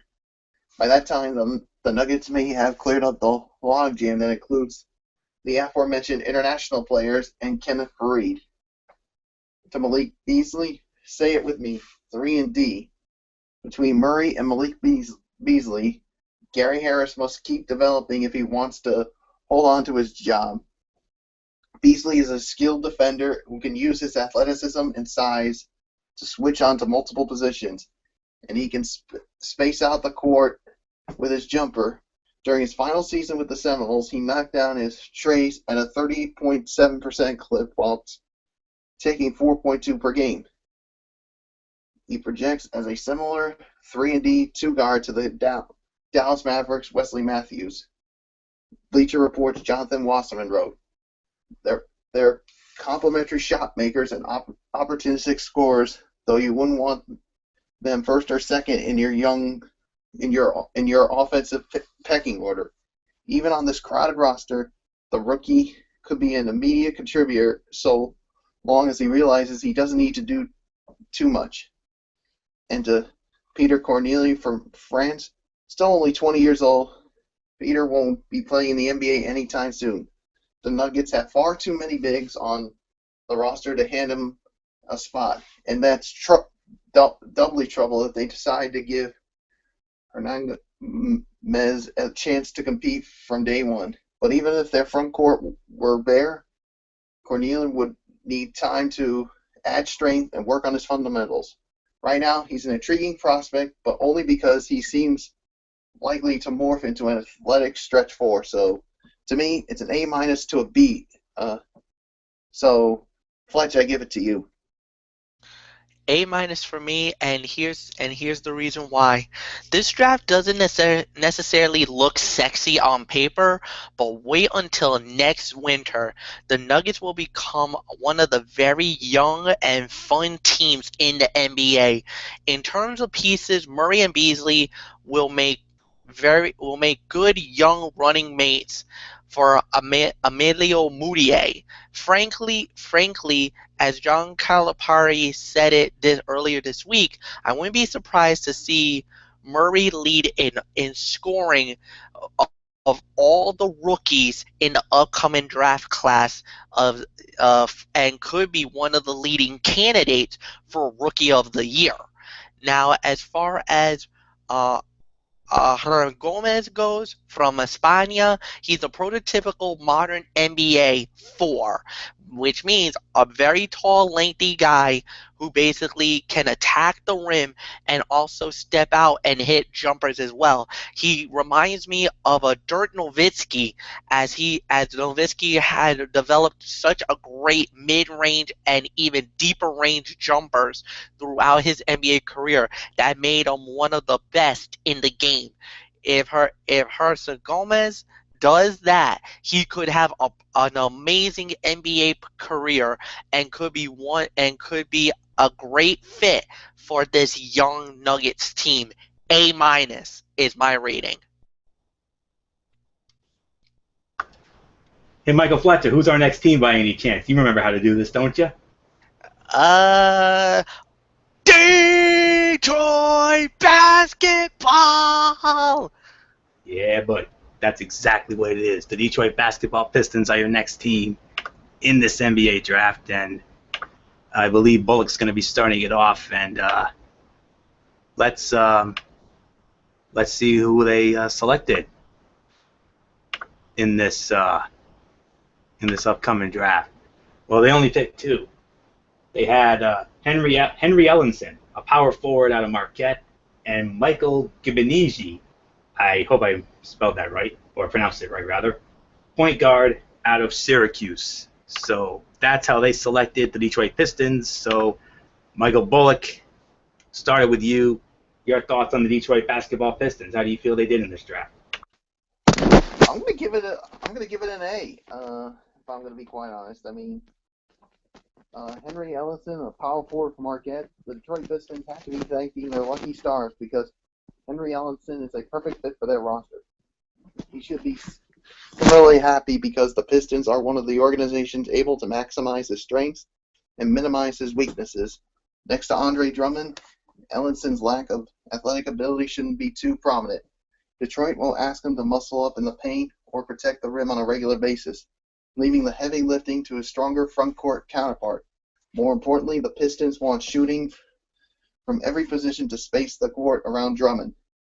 Don't be fooled by the one-and-done power forward's 20.8% shooting from deep at Marquette.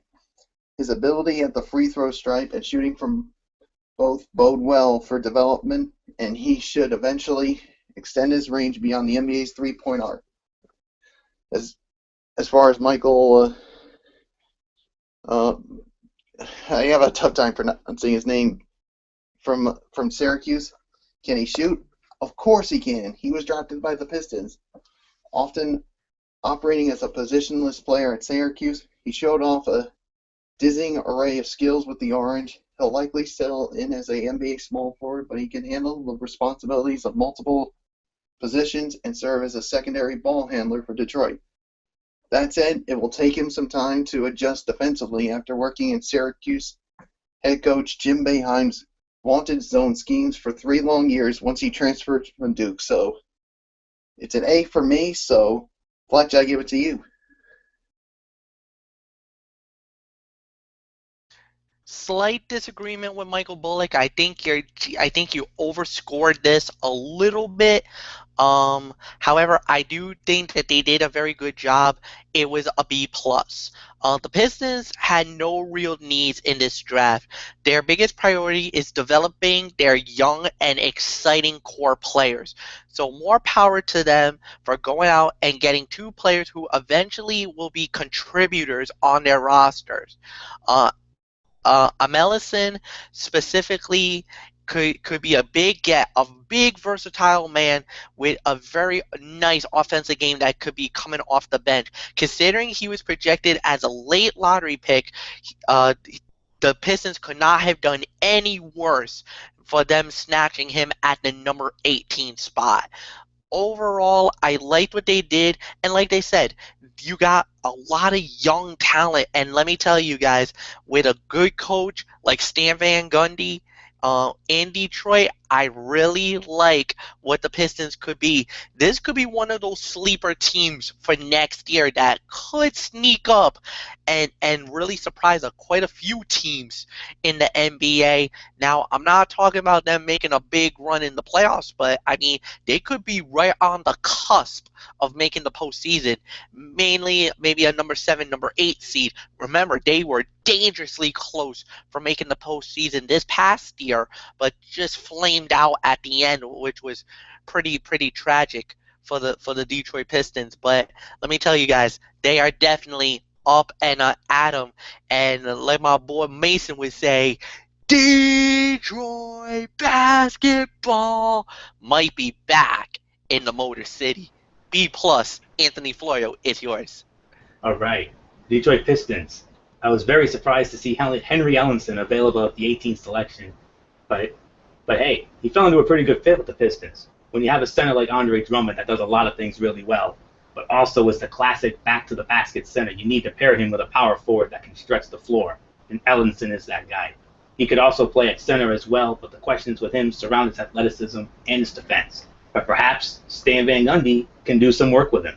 So I'm going to meet you guys halfway. My grade for the Detroit Basketball Pistons, solid A. That's how I feel about it. So now we move on to your now former NBA champions, the Golden State Warriors, coming off the heartbreak of Sunday night, when they lost to the Cleveland Cavaliers in that Game 7 for the ages. And let's see how they did in this draft. They had 2 picks as well. They selected Damian Jones, a center out of Vanderbilt, and Patrick McCaw, a shooting guard / small forward out of UNLV. So with that being said, Michael Fletcher, I believe we started with you. The now former champs coming off this record season that we all know doesn't mean a thing without the ring. So how do you feel the now former champions did in this draft? A to A plus. I loved this draft for the Western Conference champions and former NBA world champions. With both Festus Ezeli and Maurice Space about to hit free agency, the Warriors needed to replenish their front court. When you add Jones with last year's first-round pick Kevon Looney, Golden State has done that. Jones specifically could be a steal, a guy who has athletic enough that could run with the Splash Brothers, that is Kyrie Irving, that is Stephen Curry and Klay Thompson, and physical enough to bang down low with the likes of San Antonio and Oklahoma City. The fact that the Golden State got Patrick McCaw, a defensive-minded guard who thrives on the open court, could only add to the appeal of this draft. Few teams had a better night. Only a few teams had better nights than the Golden State Warriors in this draft, and I'm saying it right now, Golden State maybe was one of the biggest winners of this NBA draft. A to A plus is my rating. I think Golden State is definitely put themselves in a great position, not only to jump off into the free agency, but who knows, guys? They might be once again the favorites to go back to the NBA Finals and maybe rewrite the wrong that just happened this past year. Anthony, it's yours. For what it's worth, I'll be honest with you. I correctly projected the Warriors taking Vanderbilt center Damian Jones with the 30th pick. So I'll just give myself one of these, a little pat on the back there. I believe I had this one. I was thinking it in my mind. After all, both Festus Ezeli and Andrew Bogut are free agents this offseason.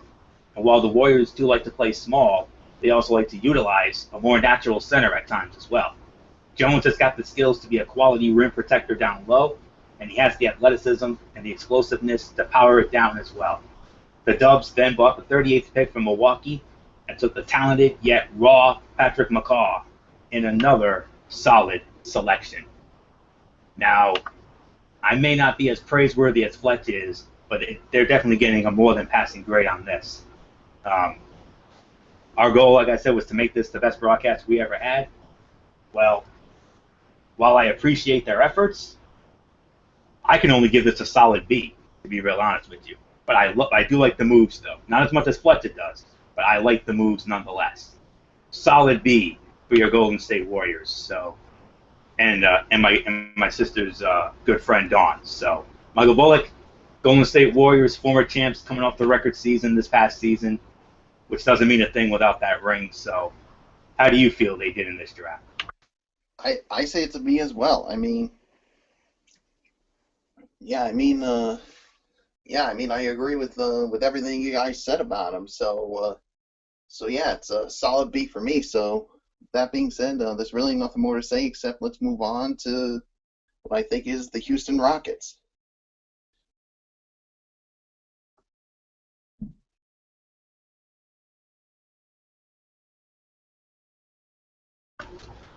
All right, very good. Um, let's see who we have next, and that is the Houston Rockets. The Houston Rockets, of course. Many people felt one of the more disappointing teams in the NBA this past season. I mean, especially with all the talent that they had. Dwight Howard, James Harden, what have you. Um, and let's see where the Houston Rockets. Let's see what they did. They had 2 picks. That's been the theme of the night. 2 picks. Shinanu Onuaku, a power forward slash center. He is American, by the way, believe it or not. And he plays and he played his college ball at Louisville. You know Louisville, where Deion Branch is from. And their other pick was Zhu Qi out of China. Xinjiang Flying Tigers. He's a center. So I believe it's I who starts this one off. So let's see.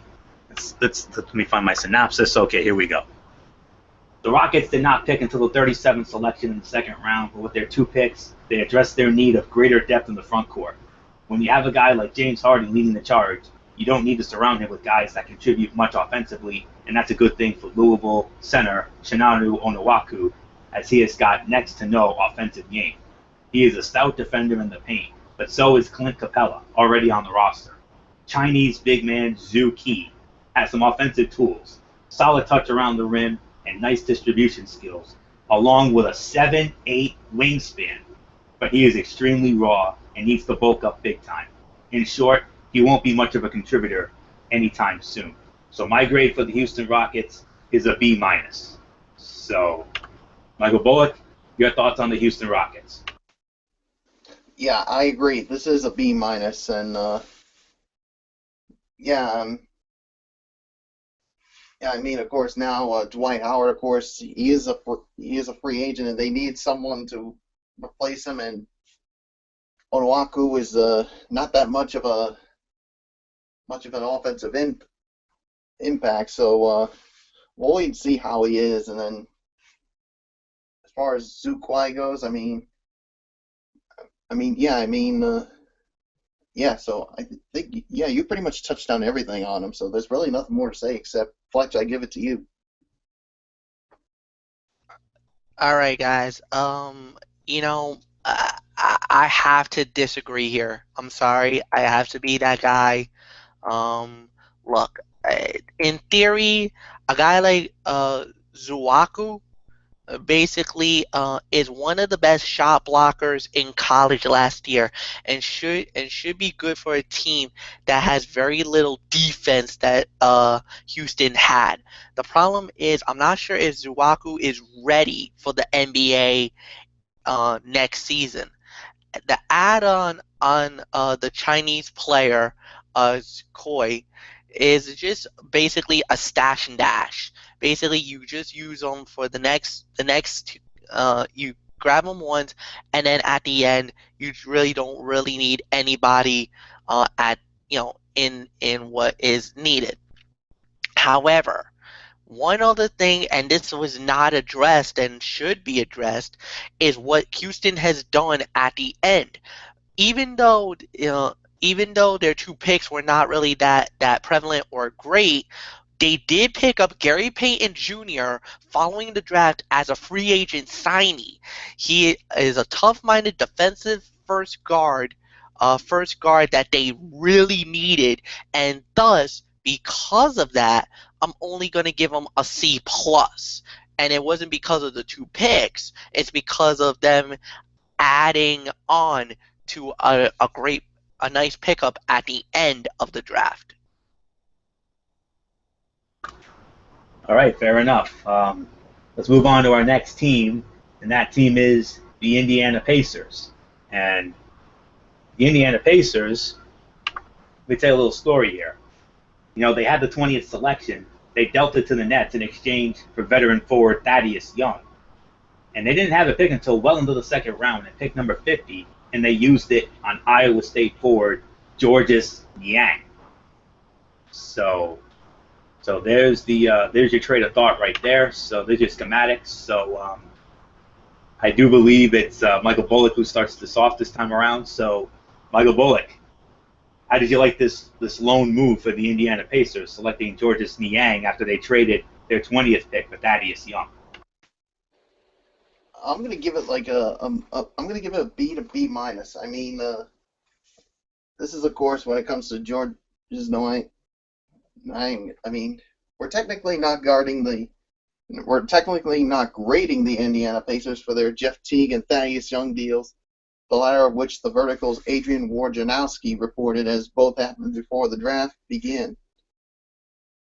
Because of the swaps, the Pacers didn't make a selection until number 50, when they chose Iowa State's Georges Niang. It's a fun gamble because this forward is one of those players who could defy the odds and fit in well with the modern NBA. At 6'9", Niang is big enough to play power forward, and that should end up being his best position despite a lack of elite athletic ability. However, he's a skilled player who enjoys handling the ball and creating for others, and he often found success at Iowa State while operating on the wings. If he's a positionless asset, he'll be a huge steal. If he's a tweener, he won't last long. So to me, it's a B to B minus. So Fletch, I give it to you. I'm going to go with the B. I'm with you, Michael Bullock, and here's the reason why. All of the Pacers' big moves came pre-draft when they acquired Jeff Teague and Thaddeus Young, which is hard to really evaluate from there. In the terms of the draft, well, Indiana wants to play under a very fast Nate McMillan, and one thing, Georges Niang can do that in buckets. Play defensively, on the other hand, well, that's just a complete and utter story and then some. I mean, you want a scorer? He's a good scorer. You're looking for good defense? Probably not the guy to get. But one thing is for sure, they did fine. No problems with this. Solid B for me. Upward and onward. Next, Floria, what's yours? Well, I have to give you my synopsis first. Like I said, after dealing the 20th selection to the Nets in exchange for veteran forward Thaddeus Young, Indiana lacked a pick until well into the second round, and pick number 50, which they used on Iowa State forward Georges Niang. Niang is a classic forward tweener, in which he isn't quite big enough to play the 4, but not quite athletic enough to play the 3. What makes him a good fit is that when in Ames, he played in an up-tempo offense, not unlike what the Pacers are going to run, and he can handle the ball and create for others. But who he defends will be a continuing concern. So my grade for the Indiana Pacers is a solid B. So with that being said, let's move on to our next team, and it's the first of our two Los Angeles teams. The Los Angeles Clippers. LA Clippers on the clock now here. And here's who the Los Angeles Clippers selected with their picks. They only had 2 picks, and their picks were as follows. Bryce Johnson, power forward out of North Carolina, and Sheik Diallo, a power forward / center from Mali, but he played his college ball at the University of Kansas, Rock Chalk Jayhawk. So with that being said, I believe it's Michael Fletcher who starts this one off. I do believe, because Bullock started and then Fletch went and then I went. So it's Michael Fletcher. So Michael Fletcher, Los Angeles Clippers. How did they do in this draft in your eyes? Not only that, but they also got another pick. They also acquired Diamond Stone, center from Maryland. This was actually a via trade type moment because they actually got him from the New Orleans Pelicans. While all the pre-draft talk was focused on adding scoring from the perimeter, which is possibly Jamal Crawford's reasons why he could be leaving, one of the biggest factors that weren't discussed was adding front court depth behind Blake Griffin and DeAndre Jordan. Well, the pick of Johnson especially impressive. He's a grinder who doesn't care about how many points he scores or what exactly, and is exactly the kind of player the LA Clippers needed. As for Stone, this is Diamond Stone, the center from Maryland, which they got at the number 40 pick. He was actually first round. He's a first round talent with a second round attitude, but if the Clippers keep him in line, he could be a good solid rotation player that you can get him off the bench for years and years to come. GM Doc Rivers helped the head coach Doc Rivers big time on Thursday night, and for that, I must reward them. A is my rating for the LA Clippers. Good job, guys. Stamp of approval from Mike Fletcher. Anthony Florio, what says you? We're really going to make this the best broadcast ever here tonight. Well, let me give you my synopsis first. One of the bigger needs for the Clippers for several years now has been more depth in the front court, and they utilized 2 of their 3 draft picks to try to address that. Bryce Johnson, a 4-year player for the Tar Heels, should be able to contribute right away after a stellar senior season, as he is a quality scorer in the paint and works the glass hard. Diamond Stone at pick 40 is very raw, but he has got the ability to be a quality center. Right before Stone was Frenchman David Michanu, a draft and stashed point guard. Surprisingly, no reinforcements for the wings. And it's because of those no reinforcements for the wings that I have to give the grade that I have to give. That's my reasoning behind this. Let's just keep that in mind. My grade is a C+ for the Los Angeles Clippers. Don't get me wrong. I love Johnson. I love Stone. I mean, well, Fletcher can wax poetic about Bryce Johnson all he wants, because he should know, because he's the ACC guy. I love Diamond Stone. I mean, I saw this young man. He's very talented. I mean, he was the star of Maryland, and that's one of the reasons why Maryland had a fantastic year this past year, along with Fletcher's old friend, Suleiman, who transferred from Duke after that whole little incident that he had, which led him to get dismissed from Duke. So, but Misha knew. That's the one that does it for me. I mean, no reinforcements for the wings. I got to call it like I see it. He's the man who tells it like it is. It's a C+ for the Los Angeles Clippers. So, Michael Bullock, who do you agree with? Do you agree with me, or do you agree with Fletcher when it comes to the Los Angeles Clippers draft? I'm actually going to agree with Fletch. I mean, I'm going to say A as well. I mean, I can understand where you're going with this, but it's just there's something about those picks that I really like about him, and Fletch pretty much just touched on everything on him. So he pretty much made all the valid points. So it's an A for me. So with that being said, let's move on to our next LA team, which is the LA Lakers. Showtime. It's showtime. The Los Angeles Lakers are your next team on the clock here on our Strictly Sports NBA Draft Recap Edition. 2 picks, and here they come. Michael Fletcher, I know you're smiling.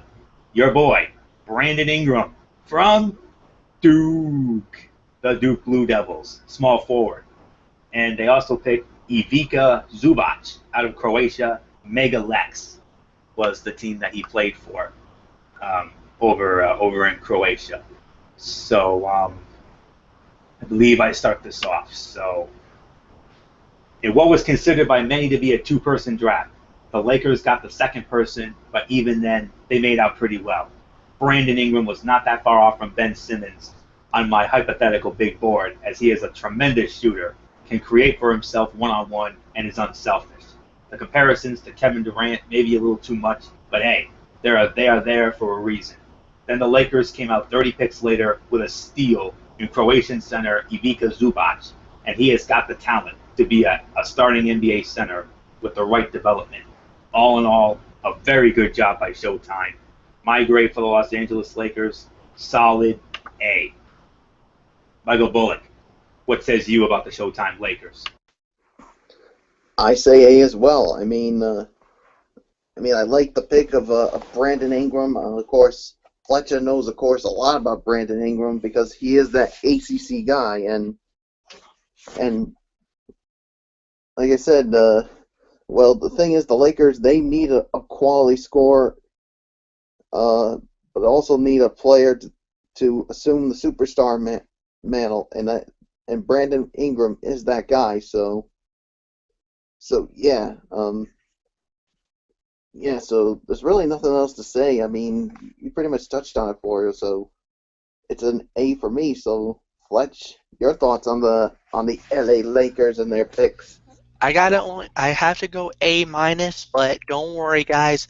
I know you're wondering why A minus. Here's the reason why, and it look. It's a two-person draft, and the Lakers got the second best player on the board. While Ingram is far from a finished product because he is another one and done guy. He is one more young piece for Luke Walton, who's now the new head coach of the LA Lakers, to work with. Meanwhile, Zubrik is a first round talent who fell in the second round. And, it wasn't a loud statement for the Lakers, but a very productive night, to say the very least. Now, the Lakers have to do whatever they can to try to land big name talent to La La Land and hopefully try to bring the Laker mystique back to Showtime and to the Staples Center to revitalize what has been a very down couple of years in the Lakers city. It's been 6 years since they've won. It's been almost 6 years since the Lakers have somewhat been relevant. I think it's time that the Lakers try to make their mark and try to get that championship pedigree like they do again. One thing's for sure, this was an A minus night. They did a good job, but there's still work to be done in the Laker front office. Florio, it's yours. All right, let's move on to our next team, and that is the Memphis Grizzlies. Um, let me pull up their notes here. Um, let's see who Memphis selected with their draft picks. 2 picks. They selected Wade Baldwin IV, a point guard out of Vanderbilt, and then they selected Wang Jilan out of China, Fujian Sturgeons, the name of the team that he played for over in China. So, Michael Bullock, we started with you. Your thoughts on the Memphis Grizzlies? How do you feel they did in this draft? Who are the picks again, Florio? Wade Baldwin IV out of Vanderbilt, and let me get the name up here again. Wang Jilan out of China. Baldwin IV is a point guard out of Vanderbilt, and Jilan is a center out of China. Fujian Sturgeons is the name of the team. Yeah, I'm gonna give it a B here. I mean, when it comes to Wade Baldwin IV, it might be time for Memphis Grizzlies fans to put their Mike Conley jerseys in storage. The Southpaw is a free agent this summer, and he's likely to draw a massive contract from a team desperate to sign the best point guard on the market. So the Grizz now have a plan to limit the damage of losing him. Wade Baldwin IV won't knock down many mid-range jumpers, but he has the ability to lead a team on both ends of the floor. He'll record plenty of steals just like Conley, while locking down opponents who are often smaller than him. He also displays strong court vision while constantly seeking his own shot at opportune times. Whether serving as a re-signed Conley's backup or attempting to lead a team in the midst of a rebuild, Baldwin should have an immediate impact. And when it comes to Wang Jilan, he may have a 7-foot frame and a developing mid-range jumper, but he's not even close to being ready. Even the D-League would be a significant step up in terms of competition, and it would expose his lack of strength. So to me, I think it's a B to a B minus. So Fletch, I give it to you. I disagree with you, Michael Bullock, and here's the reason why. Because of the fact that Memphis also got two other players during the Oh yeah, draft that's right. based off trades, and oddly enough, it was from your Boston Celtics that pulled the trade off, which was Dakota Davis, which was the power forward from Michigan State, and Rane Zagorik from Serbia. If I butchered your name, Rode, I'm sorry, man. I'm not like Anthony Florio. I don't have that lexicon, as they would say. But I do have one thing that would definitely be good, and I know you're gonna like this, Memphis. Get ready. This draft didn't look flashy on paper, but it did fill the two biggest needs that they needed. They needed a point guard, Mike Conley, in the case Mike Conley does leave for free agency, and that was Wade Baldwin the fourth, from point guard from Vanderbilt. As a matter of fact, on a side note, um, after the Chicago Bulls let Derrick Rose go, there was actually rumors going around saying that Baldwin was possibly going to end up with Chicago with the number 14 pick.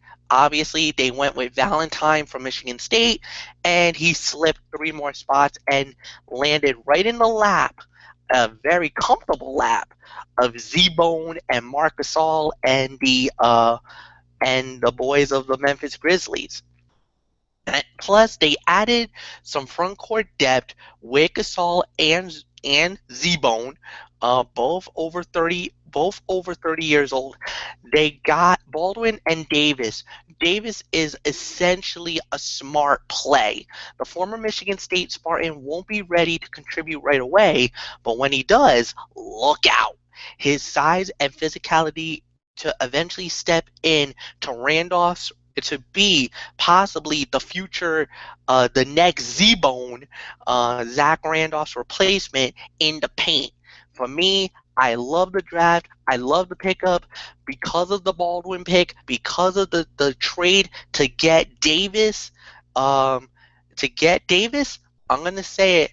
A minus is my rating for the Memphis Grizzlies. Anthony Florio. This is one of those dilemmas, my friend. Who do you side with? Do you side with Michael Bullock or do you side with me? This is another one of those I'm going to meet you boys in the middle kind of deals. And, well, let me give you my synopsis first. Safe to say that I really liked what Memphis did in this draft. I didn't think that Wade Baldwin IV was going to last past the Bulls, but I bet the Grizzlies were fortunate to take him at 17, and he brings the kind of 3 and D game that will endear himself to the fans of this franchise, even if Mike Conley sticks around, and he'll make an impact. I don't get why Deontay Davis fell into the second round, but Memphis traded up to get him, and it was a good move. Davis' defensive skills fit with the Grizzlies' mindset well, and he can knock down jumpers. He is definitely a little raw, but in the second round, he's a total value pick. And Serbian forward Rade Zagorak may be a draft and stash guy, but his shooting skills will be useful. My grade for the Memphis Grizzlies? Solid A. That is my grade for the Memphis Grizzlies. So now we move on to the Miami Heat. And, well, we're going to make this an open and shut deal, folks. The Miami Heat, no picks. Michael Fletcher, I wonder what grade we're going to give this now, won't we? This is a first. We can't get no grade. We cannot give any grades. This is an automatic NA. This is a throwaway. I mean, look, Miami Heat's got a lot to work during the offseason. You know, they're gonna want to keep Emil Whiteside, even though I know a lot of teams are gonna be knocking on that door to get a great guy like him. Whiteside is a game changer, a shot blocker. He's a low post presence. But, you know, this is one of those rare times where I know going into the draft, 6 teams, at least 6 of them, did not have picks. So, I mean, unfortunately, Miami basically they had a free night, so they got to hang out in South Beach, go to clubs, do whatever they wanted to do. Pat Riley didn't need to be in no war room this time around. He got to basically watch the NBA draft in the comfort of his own home with his family. But like I said, they're gonna start going to work because remember, July 1st is right around the corner. So for the first time ever, no picks, no grade for me. Well, believe it or not, I actually do have a synopsis, but this is a little short one. So this is basically a schematic. Consider this like a schematic, if you will. The Heat entered last night's draft with exactly 0 selections, and they ended it having made 0 selections. So as a result, I really can't give them a grade. Interestingly enough, though, their first-round pick originally was moved to Cleveland as part of the LeBron James acquisition way back in 2010, and then got moved from Cleveland to Philadelphia as part of the Kevin Love trade. So in the end, I think the Cavaliers made out well in that trade. Incomplete. That's the only grade you can give. Incomplete, NA, whatever you want to call it. You call it NA, I call it incomplete. So, Michael Bullock, I already know what you're thinking, but just put us out of our misery. Yeah, NA as well. So, yeah, there's really nothing more to say except I think it's time we just move on to our next team. I think it's the Milwaukee Bucks. It is the Milwaukee Bucks, Michael Bullock. Indeed it is. And unlike the Miami Heat, they made some draft picks, and we're going to get into them in just a moment as soon as I get my schematics here. So, Milwaukee Bucks picks as followed. They had 2. They selected Thon Maker from Australia and South Sudan. He played at Orangeville Prep / Athlete Institute. He's a power forward. And the second pick, Michael Fletcher, you should know this one very well from your ACC connections. Malcolm Brogdon, point guard, shooting guard, out of the University of Virginia. So that's what happened with the Milwaukee Bucks. So now, for the first time tonight, I'm going to be really cynical here. You could say this is I'm going to be channeling my inner Cerebral Viper here. Milwaukee has the distinction of having the first major stunner of a draft pick in taking Thon Maker at the 10th pick. Considering how much of an unknown Maker is, he certainly has talent and skill, but he is far away from being NBA ready, plus his age is a question. Taking him in the top 10 is pretty crazy. I understand that they had a big success in Giannis Antetokounmpo a few years back, but he wasn't a reach like Maker is now where he was drafted. Malcolm Brogdon was taken next at pick 36, and while he is a little undersized and not a great athlete, he's a smart athlete that should be a useful 3-and-D wing. So for the first time tonight, I got to go Cerebral Viper here. I did not like this draft. I don't like that Maker pick. He's not ready. I mean, I love Brogdon. Don't get me wrong. I mean, I love Brogdon. I watched him in Virginia. Even though I'm a Big East guy, I actually did watch some ACC stuff. Michael Fletcher's going to attest to that when we get to him because I know Fletcher knows Brogdon very well. From his Virginia days, but that Maker pick, top 10, ridiculous. I'm sorry. I didn't like it. I thought it was a reach by the Milwaukee Bucks. I mean, waste of a pick, if I'm going to be real honest with you. So my grade for the Milwaukee Bucks, based on Maker alone, D+. That's it. D+. Michael Bullock, how do you follow that? Man, I don't know how I can follow that, but you know what?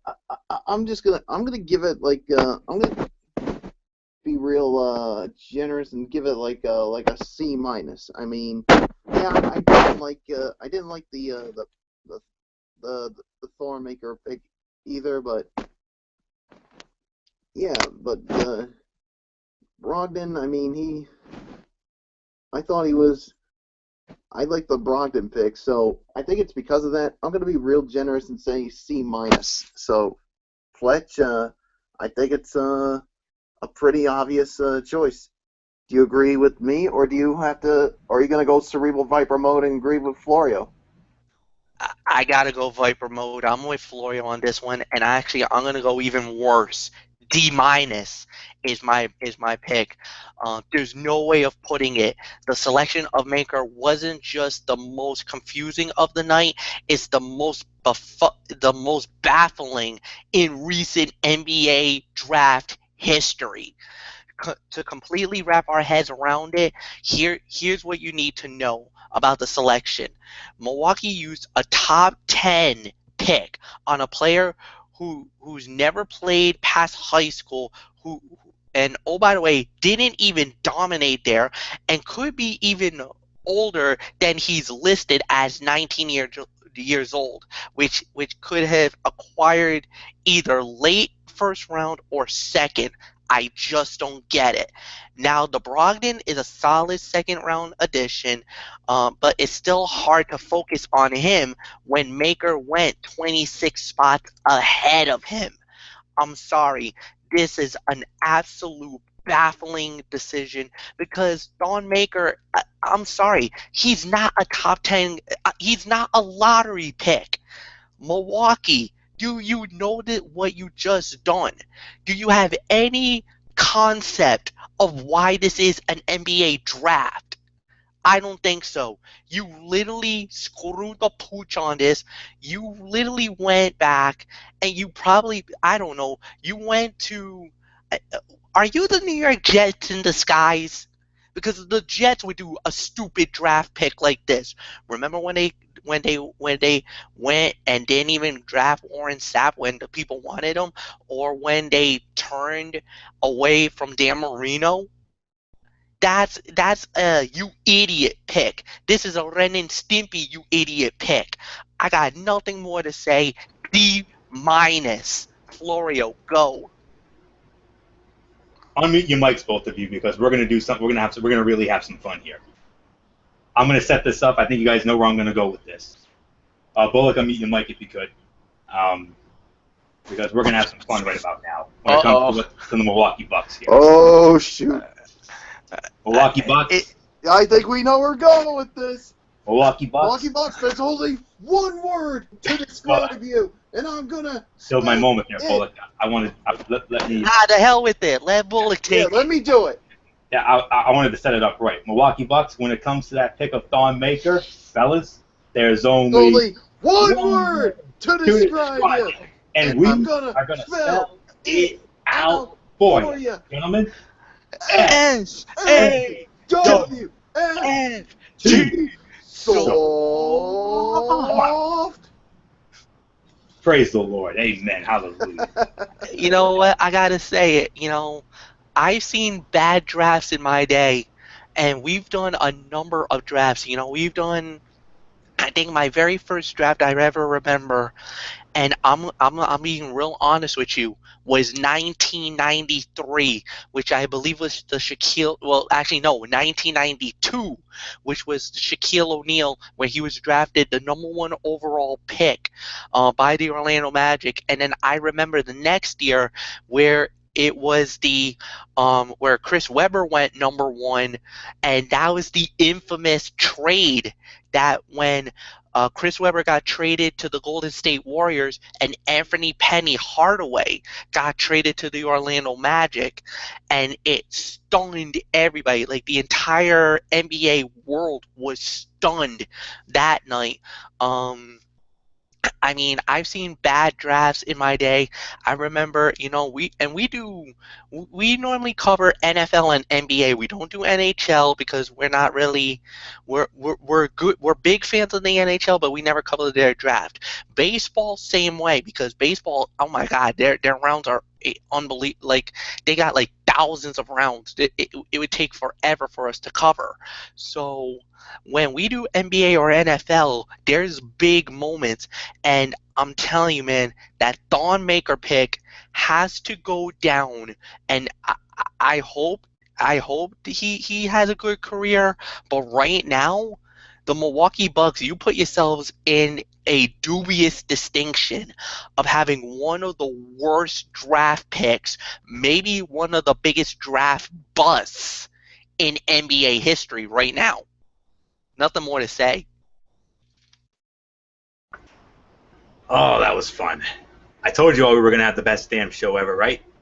well, I think what we just did definitely went a long way towards that. So, with all that said, let's get back into the serious business now and move on to our next team, and that is the Minnesota Timberwolves. And Michael Bullock's going to start that off in just a moment as soon as I give you the schematic for them. So, let's see who the T-Wolves selected with their draft picks. See, bear with me for just a moment. Okay, here we go. Just wanted to make sure. Well, This is perfect for Bullock. This is perfect for Bullock. they only had one pick. It was the 5th pick of the first round. And who did they select? The Golden Boy from Providence College, your point guard, the man of the hour, the greatest player in Providence College basketball history, Chris Dunn. Michael Bullock, what do you have to say about this? Man, I mean, the Minnesota Timberwolves, I mean, they literally got a real good player here in Chris Dunn. I mean, well, here's when it comes to this. As the Vertical's Adrian Wojnarowski reported, Minnesota Timberwolves head coach Tom Thibodeau had Chris Dunn number 1 on his draft board. After the Boston Celtics failed to find a deal at number 3 and went another direction, Thibs got a chance to add the draft's best guard to his roster. Minnesota won't ask Dunn to fill a gigantic role right away, as Ricky Rubio is more than serviceable at point guard. Of course, that would change if the Wolves trade Rubio.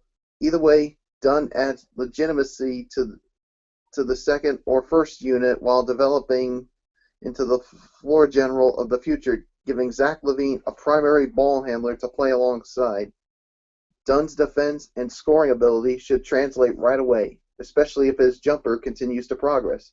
But it's his vision that made him arguably the 3rd best player in this class, and that should make the lives of Minnesota's other youngsters significantly easier.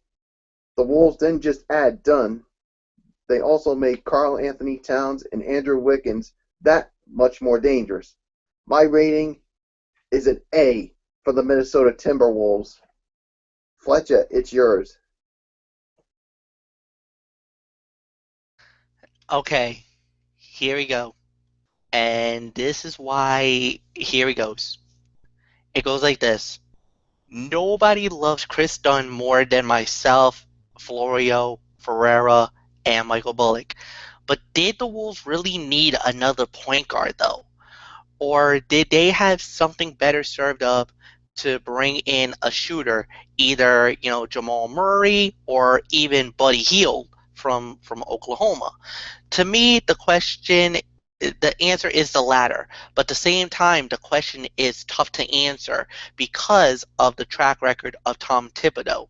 But it's also a matter of time before Ricky Rubio days in Minnesota could be numbered as well. This is definitely an A pick because of the fact of who it is. Chris Dunn, Anthony knows, he could give you the schematics on Chris Dunn and what he's done. And to be real honest with you, there was even rumors going around that Chris Dunn could have been a Chicago Bull. There was a lot of rumors of a possible trade between the Bulls and the Minnesota Timberwolves that would have been a package deal that would have sended basically it would have given Chicago Chris Dunn and some other pieces, and the Minnesota Timberwolves was going to get Jimmy Butler. Even though Chicago's saying that trade was never going to happen, it was definitely a legitimate threat. Chris Broussard was reporting it. Steve Wojciechowski was reporting it as well. So a lot of people thought that maybe Minnesota and Chicago, that there was a trade in the works. The one sticking point that caused it, or what made it killed the trade, was because Chicago went after Zach LaVine. They were trying to tell Minnesota, well, we want Zach LaVine a part of the trade. That Minnesota said, no way, no way we're giving you Zach LaVine. We'll give you Ricky Rubio. Chicago looked at him like, you crazy? Ricky Rubio? No. Either give us Zach LaVine, Chris Dunn, or you can go screw yourselves. Well, Minnesota says that, sorry Chicago, but we ain't giving up Zach LaVine. All right, so it looked like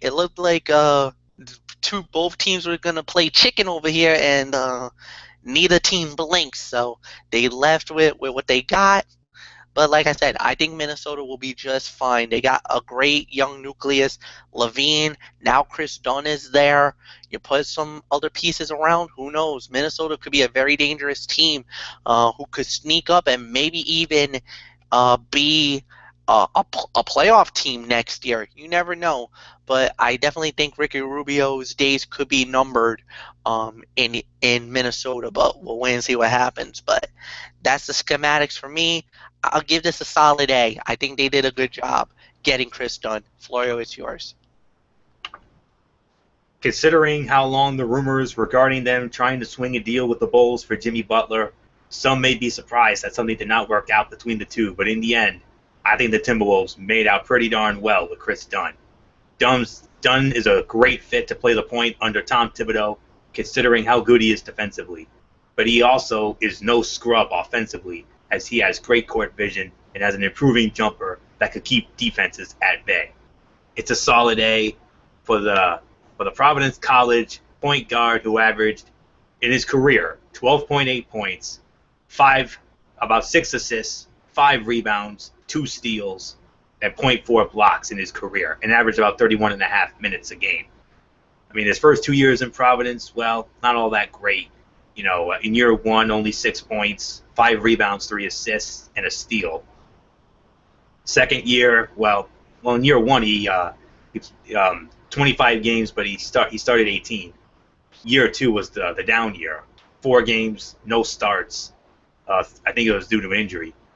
Only about 4 points a game, 5 assists, and about 2.5 to 3 rebounds.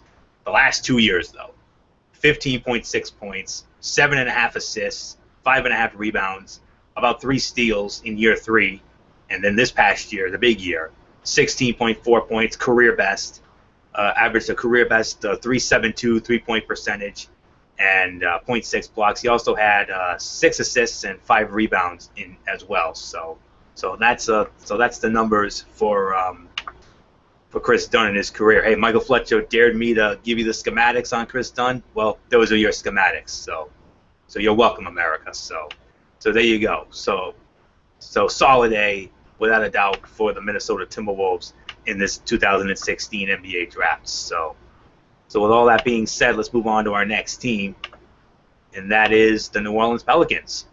And let's look and see who the New Orleans Pelicans selected with their picks, and they are as follows.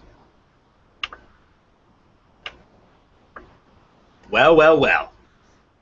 Buddy Hield, shooting guard from the Bahamas, University of Oklahoma, had a year for the ages. And then they also selected David Michonneau out of France, Chalon, the team, and of course they also selected Diamond Stone out of the University of Maryland.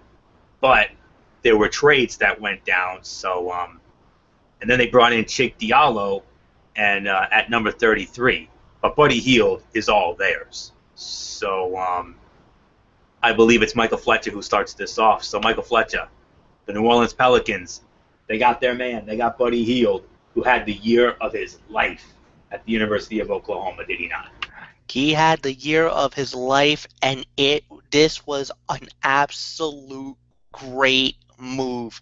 The Pelicans haven't done much right since drafting Anthony Davis, but they served their superstars well on this draft night.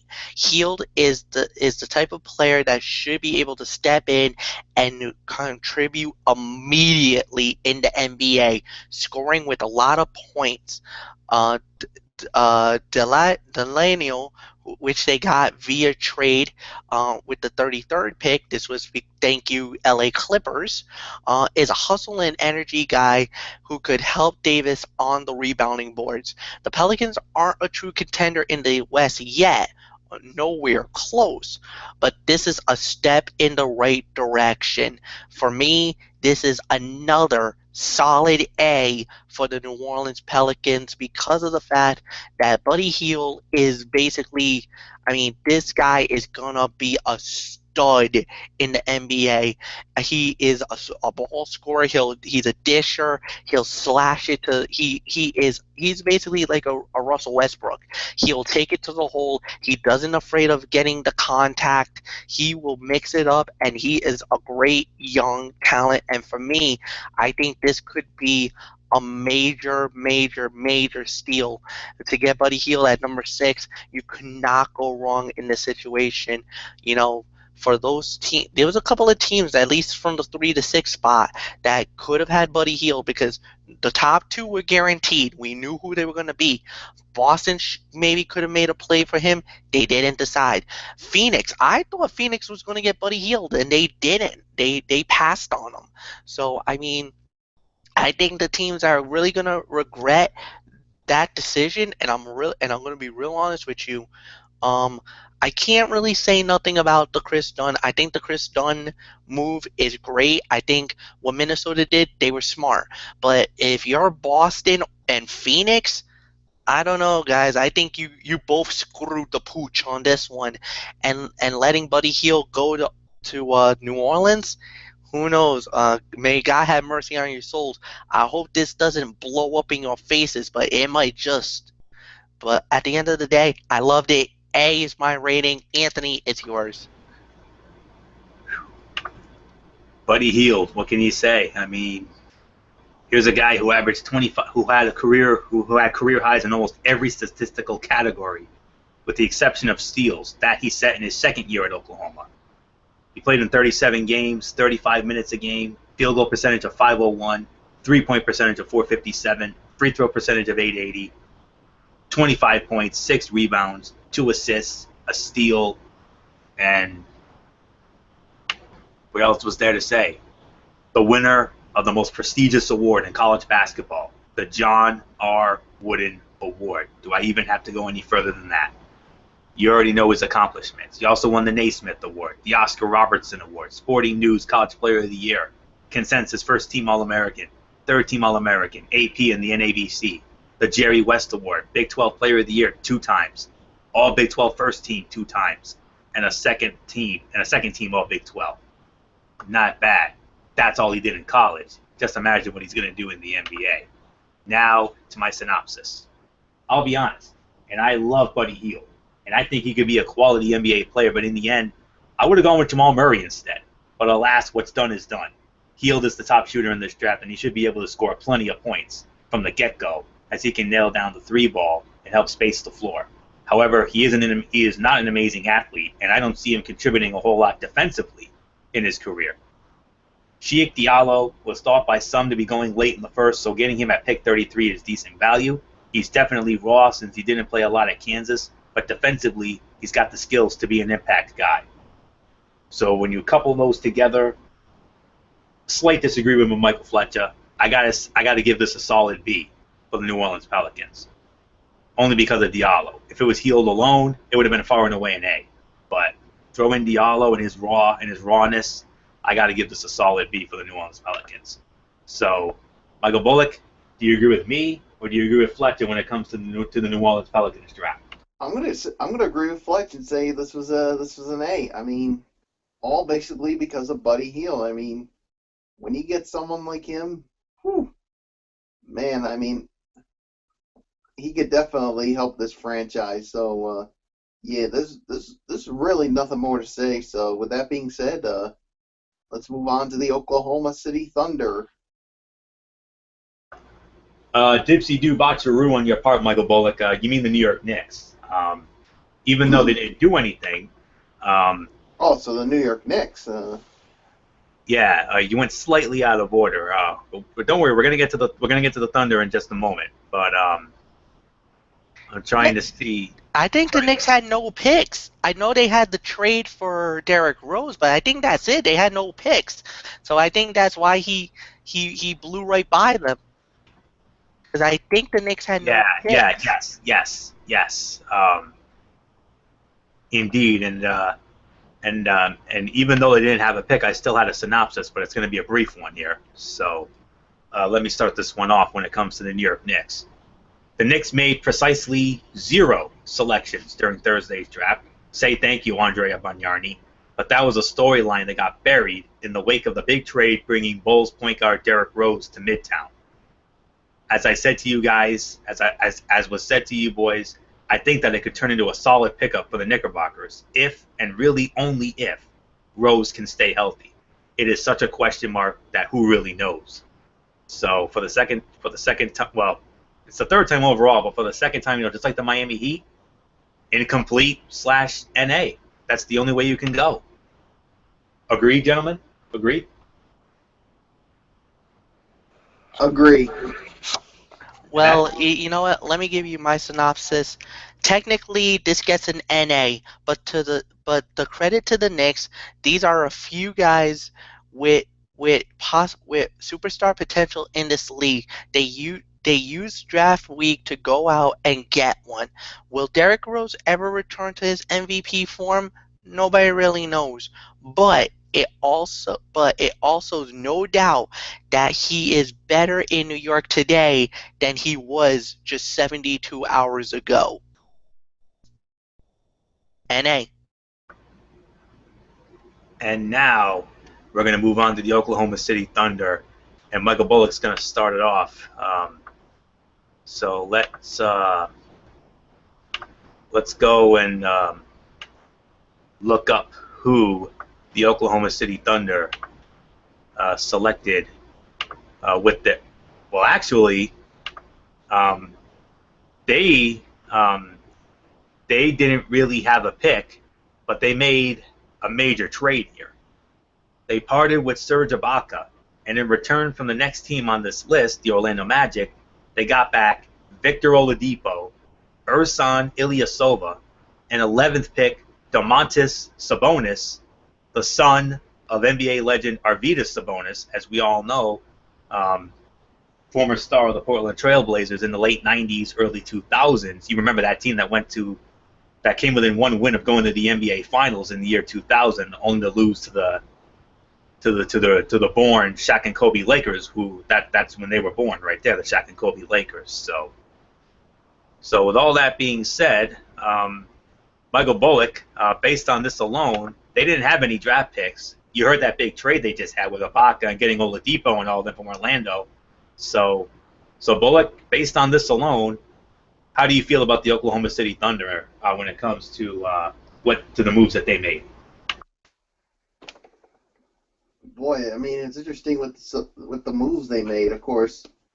Well, let's start off, of course, with who they got from the draft via the Domantas Sabonis, of course. Per the vertical Adrian Wojnarowski, the Oklahoma City Thunder made big news by trading Serge Ibaka for Victor Oladipo, Ersan Ilyasova, and the rights to Domantas Sabonis, whom they picked with the number 11 selection. Though the Gonzaga standout isn't a dazzling athlete and has trouble knocking down three-pointers, he can immediately fill a niche. His physicality and willingness to score with his back to the basket should give the Thunder another player who can draw attention away from Russell Westbrook and, if he returns, Kevin Durant.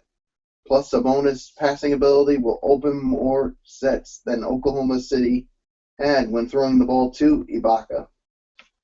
Oladipo and Ilyasova are both usable pieces. The former makes it easier to let Dion Waiters walk in free agency and give Oklahoma City another primary ball handler. The latter helps replicate Ibaka's three-point ability. Given the stagnation of the departed power forward's development, as well as the fact he was entering the final year of his deal, this is a coup. And when it comes to Daniel Hamilton, After buying this pick from the Denver Nuggets per Wojnarowski, the Thunder added a wing who should give head coach Billy Donovan a bit more usable depth. During the 2015-16 campaign, Oklahoma City was forced to deploy a bunch of one-way players, and their limitations often held the team back. Andre Roberson could only play defense. Waiters could mostly just look for his own shot. Anthony Morrow was simply a spot-up marksman.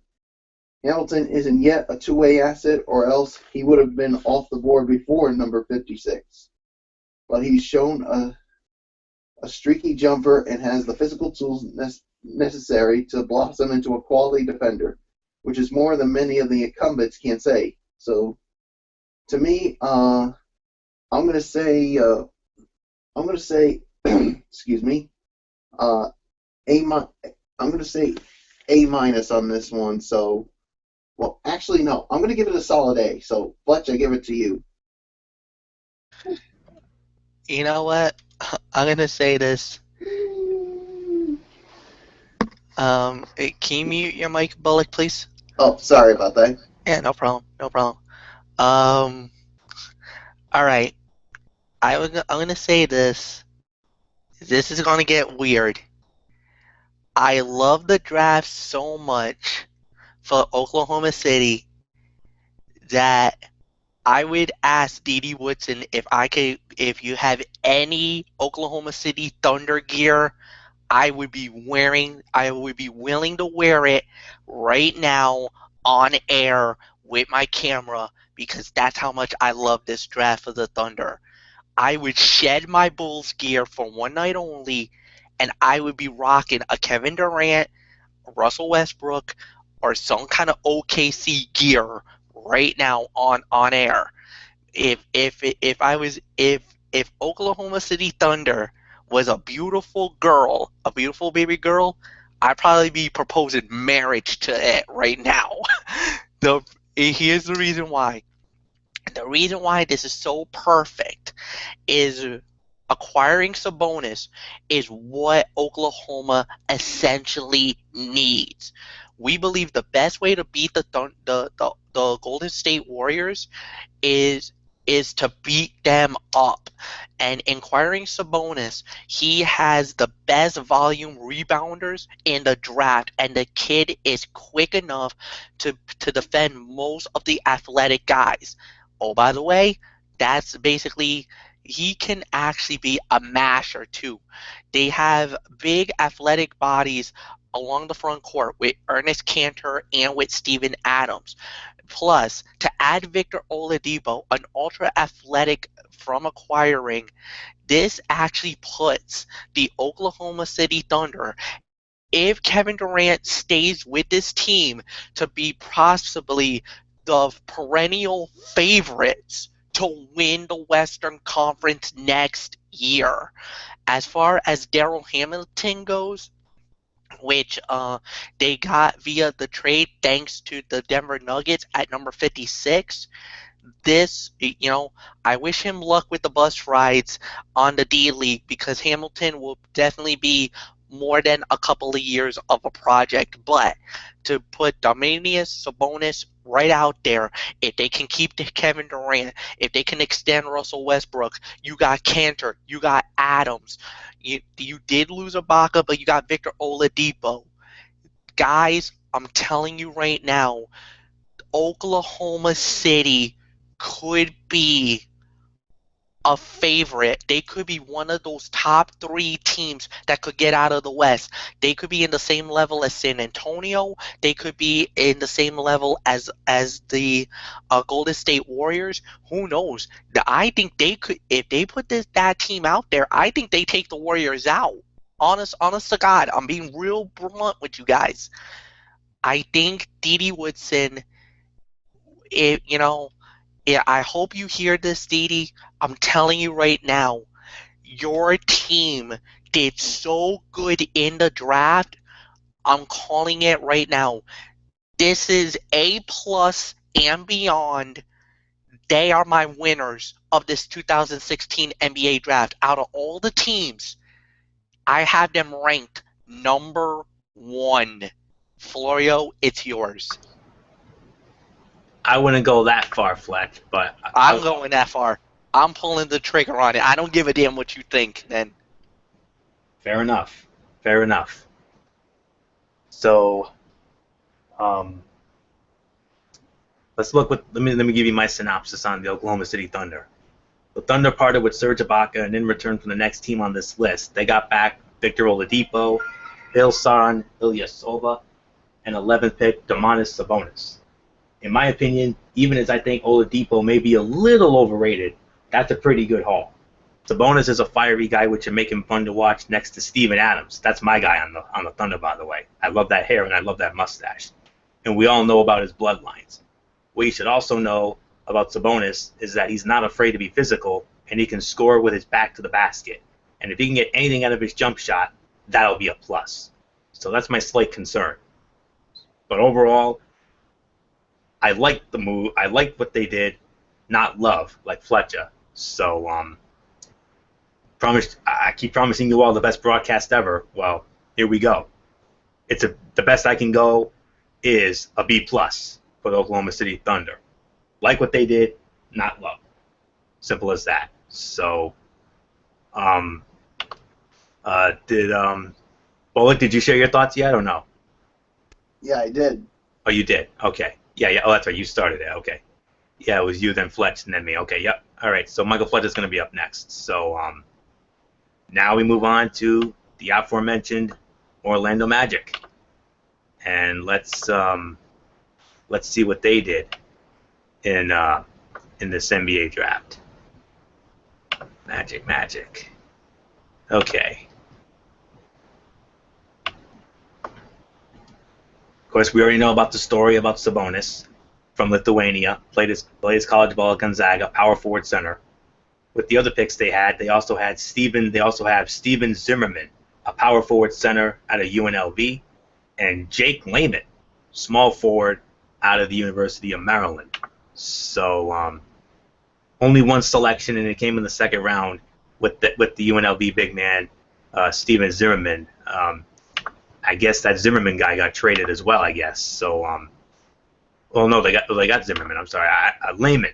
I mean, we already know about Sabonis going to OKC. I guess Layman, from what I'm reading here, I guess he got traded. So, with all that being said, Michael Fletcher, Orlando Magic, how do you feel they did when it comes to their end of that big trade?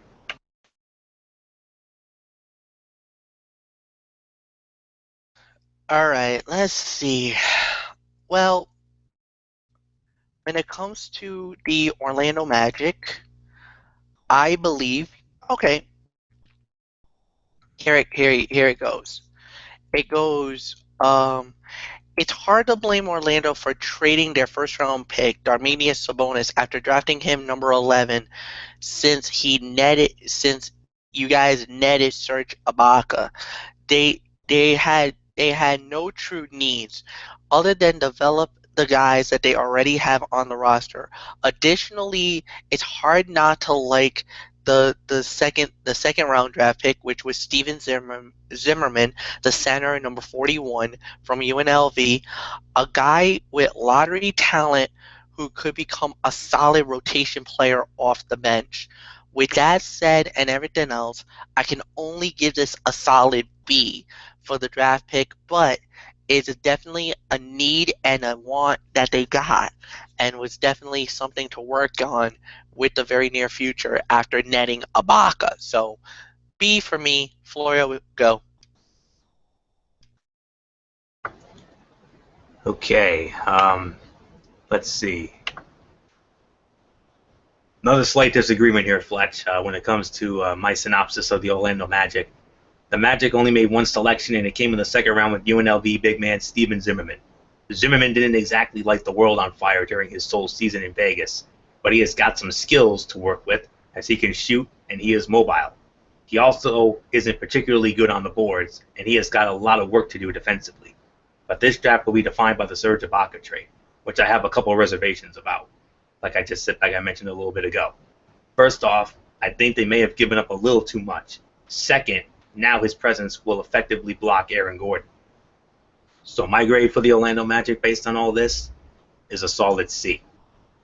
solid C for the Orlando Magic. So Michael Bullock, the question again, do you agree with me or do you agree with Fletcher when it comes to the Orlando Magic in this draft? What did you grade it? Fletcher gave it a solid B. I gave it a solid C. I'm gonna meet you guys in the middle and say B minus on this one. So yeah, so you guys pretty much touched on it all. So let's all right. So with that being said, I say we move on to our next team. Yep, and that next team is, of course, the Philadelphia 76ers, who, oh, by the way, had the #1 pick in the draft, oh, by the way. And we already know who they selected with that first pick in the NBA draft. They selected Ben Simmons, small forward, power forward from Australia, but went to LSU. They also selected Timothy Luwawu, shooting guard, small forward out of France, Megalex again, and Furkan Korkmaz, a shooting guard, small forward out of Turkey, Anadolu Efes, or Efes out of Turkey. So I believe I start this one off correct. So you could have made a very good case, in my opinion, for the Sixers to take Brandon Ingram with the first pick. I do think they made the right call in Ben Simmons. Simmons is not a perfect prospect, and who is, in all honesty? And he may have to fight for time in a busy front court. The talents that he does possess are somewhere between really fun and spectacular. What made their draft even better was a pair of quality value picks in Eurowings, Timothy Luwawu, and Furkan Korkmaz. If I butchered those names, I apologize. Both should have gone 10 picks earlier than they did, but both have the skills to really improve a truly disgraceful perimeter situation in Philadelphia. Now, like Michael Fletcher, when it comes to the Oklahoma City Thunder, I love what the Philadelphia 76ers did. To me, this is my top draft right here. So this, to me, is a solid A for the Philadelphia 76ers. Well done. So with all that said, Michael Bullock, your thoughts on the Philadelphia 76ers? All right. Yeah. Excuse me. I'm going to say this was about. I'm going to give it an A as well. I mean, yeah. I mean, of course. I mean, what can you say about Ben Simmons? Him being the #1 pick. I mean, this is what it said. Though the Philadelphia 76ers presumably toyed with the idea of bucking convention and adding a floor spacing presence to their lineup, they couldn't resist the #1 talent in this draft class. No matter how broken Ben Simmons' jumper may be, he's an incredible franchise-altering prospect, exactly what the lottery-dwelling, perpetually rebuilding Sixers needed. Simmons should immediately resume heavy ball handling responsibilities, showcasing his preternatural court vision to create easier looks for everyone. But it still remains to be seen how well he fits next to the incumbent front court players, because this roster is crowded with them. So, yeah, so we pretty much touched on everything else when it comes to the Sixers. So, to me, it's an A. Fletch, I give it to you.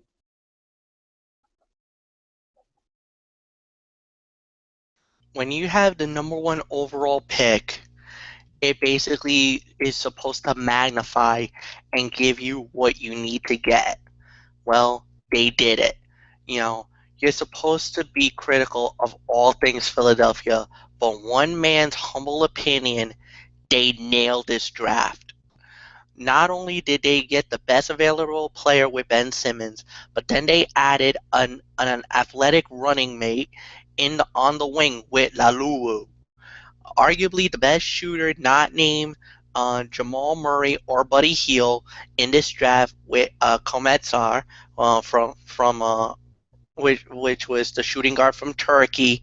Many mock drafts had him in the mid-teens. They got him 10 spots earlier, which could have been a steal. Add all these to already, you know what, I'm going to say this, to add these core big guys in Philly that already has, and for the first time in a very long time, the Sixers could have something really interesting coming down the pipeline. I mean, true, granted, they still got a long way to work, but I don't trust their management. That's the one major flaw that they have. The inconsistency of the management squad, the ownership, and plus, it's Philadelphia, for God's sakes. I'm sorry. Yes, they get an A. They probably are my number 2 best draft behind Oklahoma City, but I'm sorry, I'm not as sold like everybody else is about Philadelphia. Personal experience behind that as well. Florio, let's move on. Fair enough. And let's move on to our next team, and that is the Phoenix Suns. And the Phoenix Suns selected as follows: Dragan Bender, a forward center out of Croatia. He played for Maccabi Fox Tel Aviv. They also selected Marquise Chris, power forward out of the University of Washington, and Tyler Ulis, a point guard out of the University of Kentucky. So, Michael Bullock, you started off. Your thoughts on the Phoenix Suns and their draft this year? All right. When it comes to Dragon Bender, this is what when it comes to Dragon Bender, he has quite the unique package of skills. This is what it's. You don't hear of 7-footers who cover this much ground. He can shoot the three and run the floor like Kristaps Porzingis, and he can handle it, pass, and potentially defend like Joakim Noah. If he can tie the versatility together without being held back physically, we could be talking about one of the game's most unique big men. Bender will have the chance to become an all-star role player similar to Draymond Green. That offense-defense combination could make Bender invaluable to the Phoenix Suns, but he's far from a polished prospect. The 18-year-old hasn't proved himself against high-level competition, making this a shoot-for-the-moon pick. Still, the Suns managed to find a hard-working kid at a position of need. His pick-and-pop skills will work nicely alongside Eric Bledsoe and Brandon Knight, and there's no telling how high his ceiling could rise once Phoenix commits to him at the 4. And then when it comes to Marquise Chris, first announced by the Verticals' Adrian Wojnarowski, the Suns traded back into the top 10 to get their hands on Marquise Chris, who will either develop into the next two-way stud or the second coming of Anthony Rudolph. He's a project player, which means Phoenix has dedicated 2 of its roster spots to power forwards in need of serious development. Nonetheless, if Bender makes sense for the Suns, so does Chris.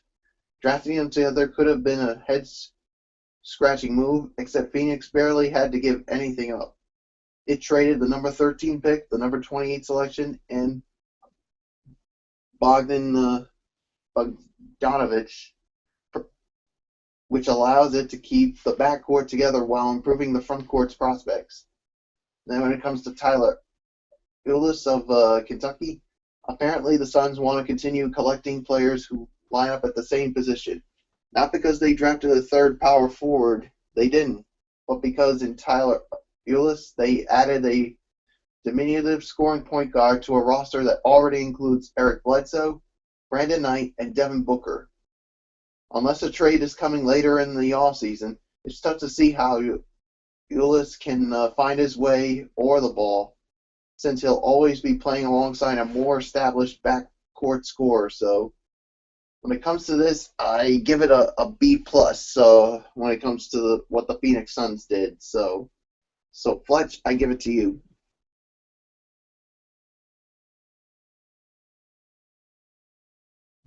All right. My feeling about this, it's kind of weird for Phoenix to draft Bender and Chris since their games are so similar. But maybe the Suns' plans is to grab and hope one of them turns out to be a legitimate NBA star. The good news is Phoenix has no designs on winning anytime soon, so they will have plenty of time to develop. However, the reason why the Suns gets an A- is their pickup of Tyler Ulis in the second round. sure, it plays up the moniker of the Kentucky Suns even further. There are now 5 former John Calipari players on the roster. At the same time, Ulis will bring immediate toughness and leadership to a very super young team.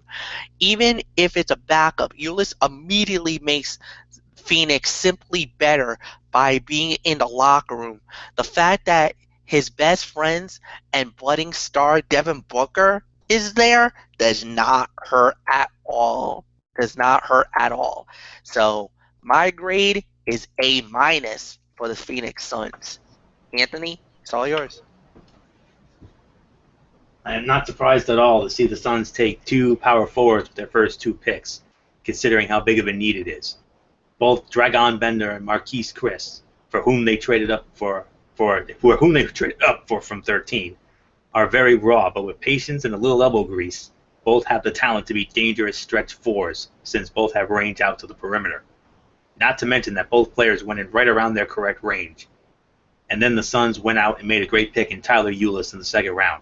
They didn't really need another point, but I will go on the record and say that I like the undersized Ulis a lot.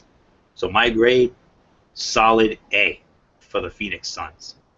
So with that said, let's move on to our next team, and that is the Portland Trail Blazers. Originally, they did not have any picks in this draft, but they did send out cash to get back in by way of pick number 47, and they took Jake Layman out of the University of Maryland. Michael Fletcher, how do you feel about that? As we started off with you. I'm sorry, which team are we talking about here? The Portland Trail Blazers. Portland. All right.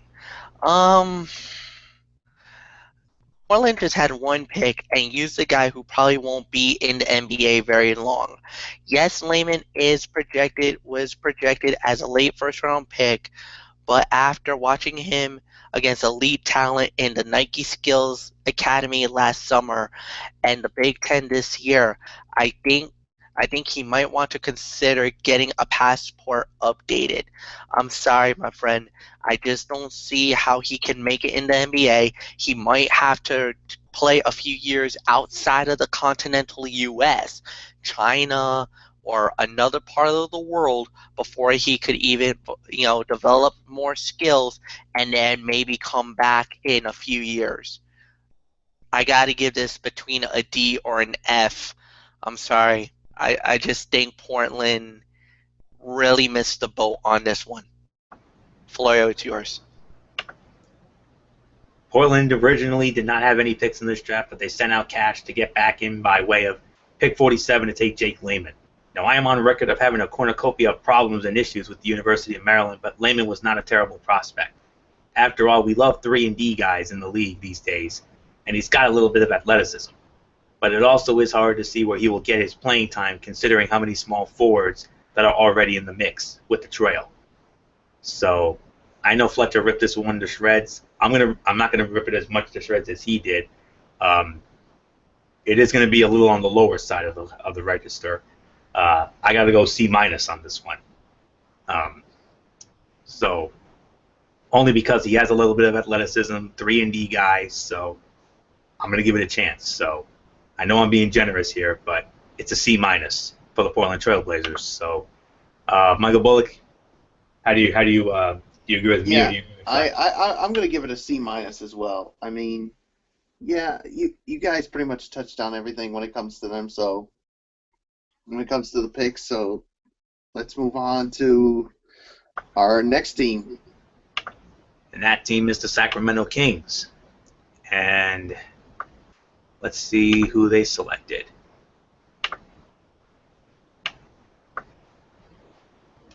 Now, originally they had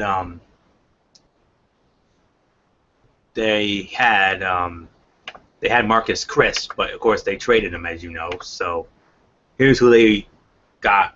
This is who they actually got: Georgios Papagiannis, center out of Greece, played for Panathinaikos Athens. Malachi Richardson, shooting guard, small forward out of Syracuse. Skal Labissiere out of Haiti, but he played at Kentucky, power forward center. and Isaiah Cousins, point guard, shooting guard out of Oklahoma. So that's who the Sacramento Kings selected in this draft. I started off. We only have a few more teams to go. I believe we have only 5 left, about 5 or 6 left. There are some times where I wonder if the Kings will ever get it, and ever get it right. Trading back with the Suns to go from 8 to 13 was fine, but taking Georgios Papagiannis with that selection was, to be frank, a disgrace. Even SAWFT. After all, we're talking about a second-round prospect that, although he does have a little bit of talent and is very strong, he also plays the same position as DeMarcus Cousins and Willie Cauley-Stein. And while Skal Labissiere was a great value at pick 28, he also plays the same position. Malachi Richardson was not a bad value after they traded up, considering their hole on the wing, but I have questions about his efficiency, or lack of it, in his time in Syracuse. So this is another one of my scathing, Cerebral Viper-like synopsises here. Another one of my losers of the draft. I got to give this a solid D for the Sacramento Kings. Or in this case, the Sacramento Queens, as Shaquille O'Neal famously put it. And once again, SAWFT So, Bullock, how do you follow that? yeah, I don't know how I can follow this, but yeah, I agree. It's a D here. I mean, I really don't know. I really don't know what. They're really. Like you basically said it. They are the losers. One of the other losers of this draft, and there are just some of these picks that basically left your head scratching, and I don't know what else there is to say about the Sacramento Kings, or the Sacramento Queens, as you like to call them. So it's a D, and Sacramento Kings, there's only one word to describe you, and I'm going to spell it out for you. S-A-W-F-T. Soft. Fletcher, it's yours. How do you follow that? C minus. I'm gonna say this. You're gonna get a scathing Viper right now. This was a directionless draft from a directionless organization.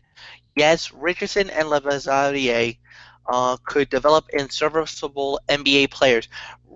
Richardson could be, which is Maciej Richardson from Syracuse, could be a star one day. But down 3 or 4 years down the road, when DeMarcus Cousins is closing in on 26, Sacramento doesn't have 3 or 4 more years to be waiting for anyone else around Boogie to develop. If I was Cousins, I walk into the owner's office and be demanding a trade. Not tonight, not tomorrow, right freaking now.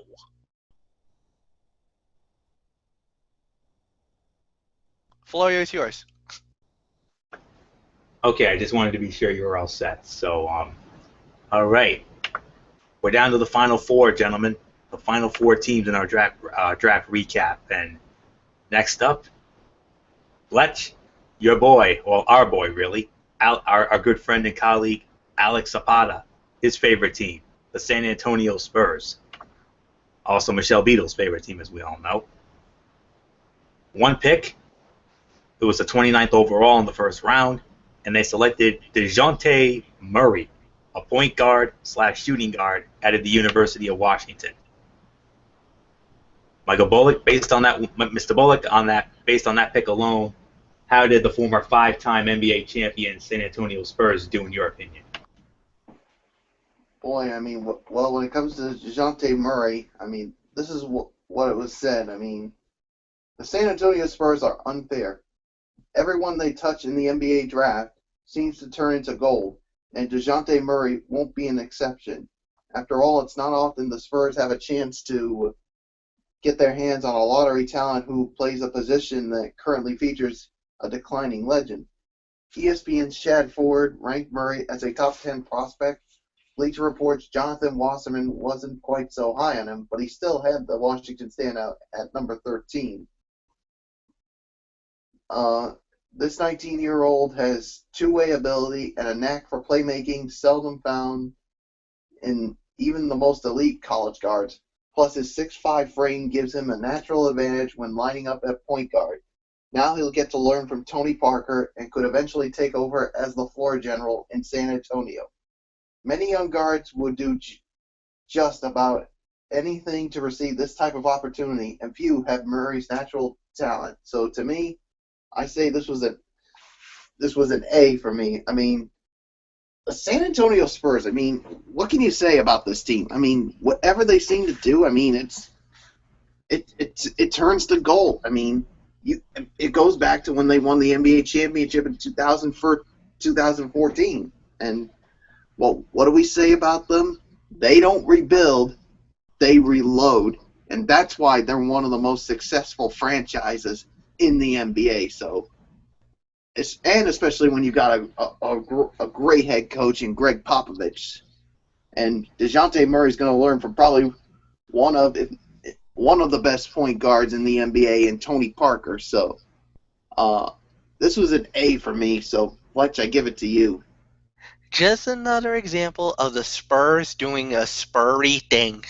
Yes, they only had one pick, but used it for the most athletic point guard in the entire NBA draft, and quite possibly with a huge upside as well.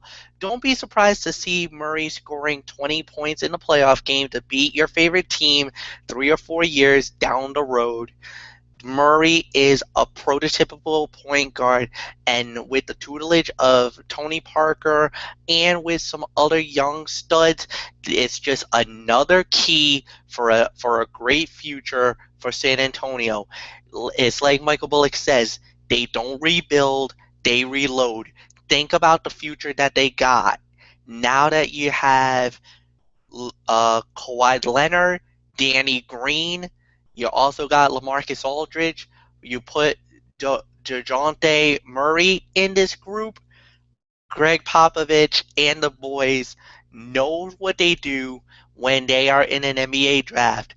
I mean, this is why San Antonio are a competitor, a contender, year in and year out.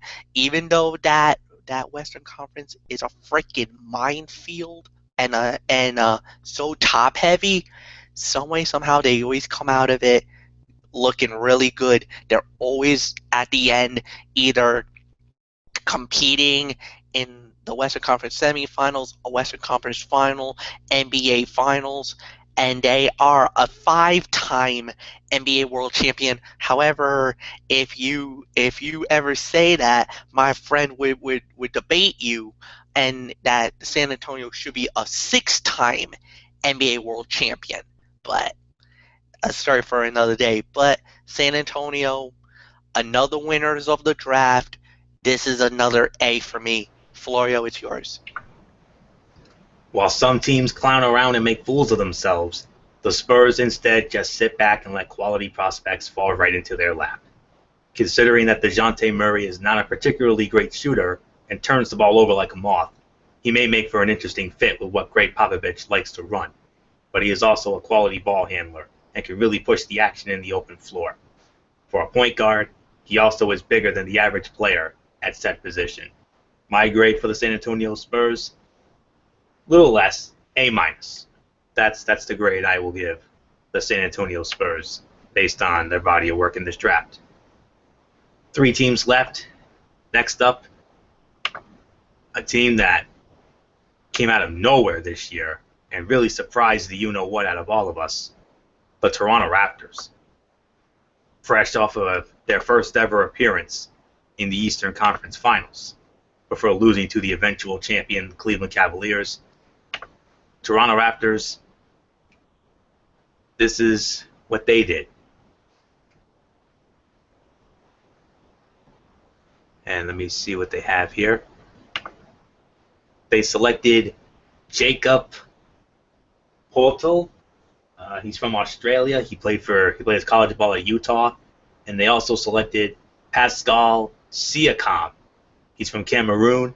and he played his college ball at New Mexico State.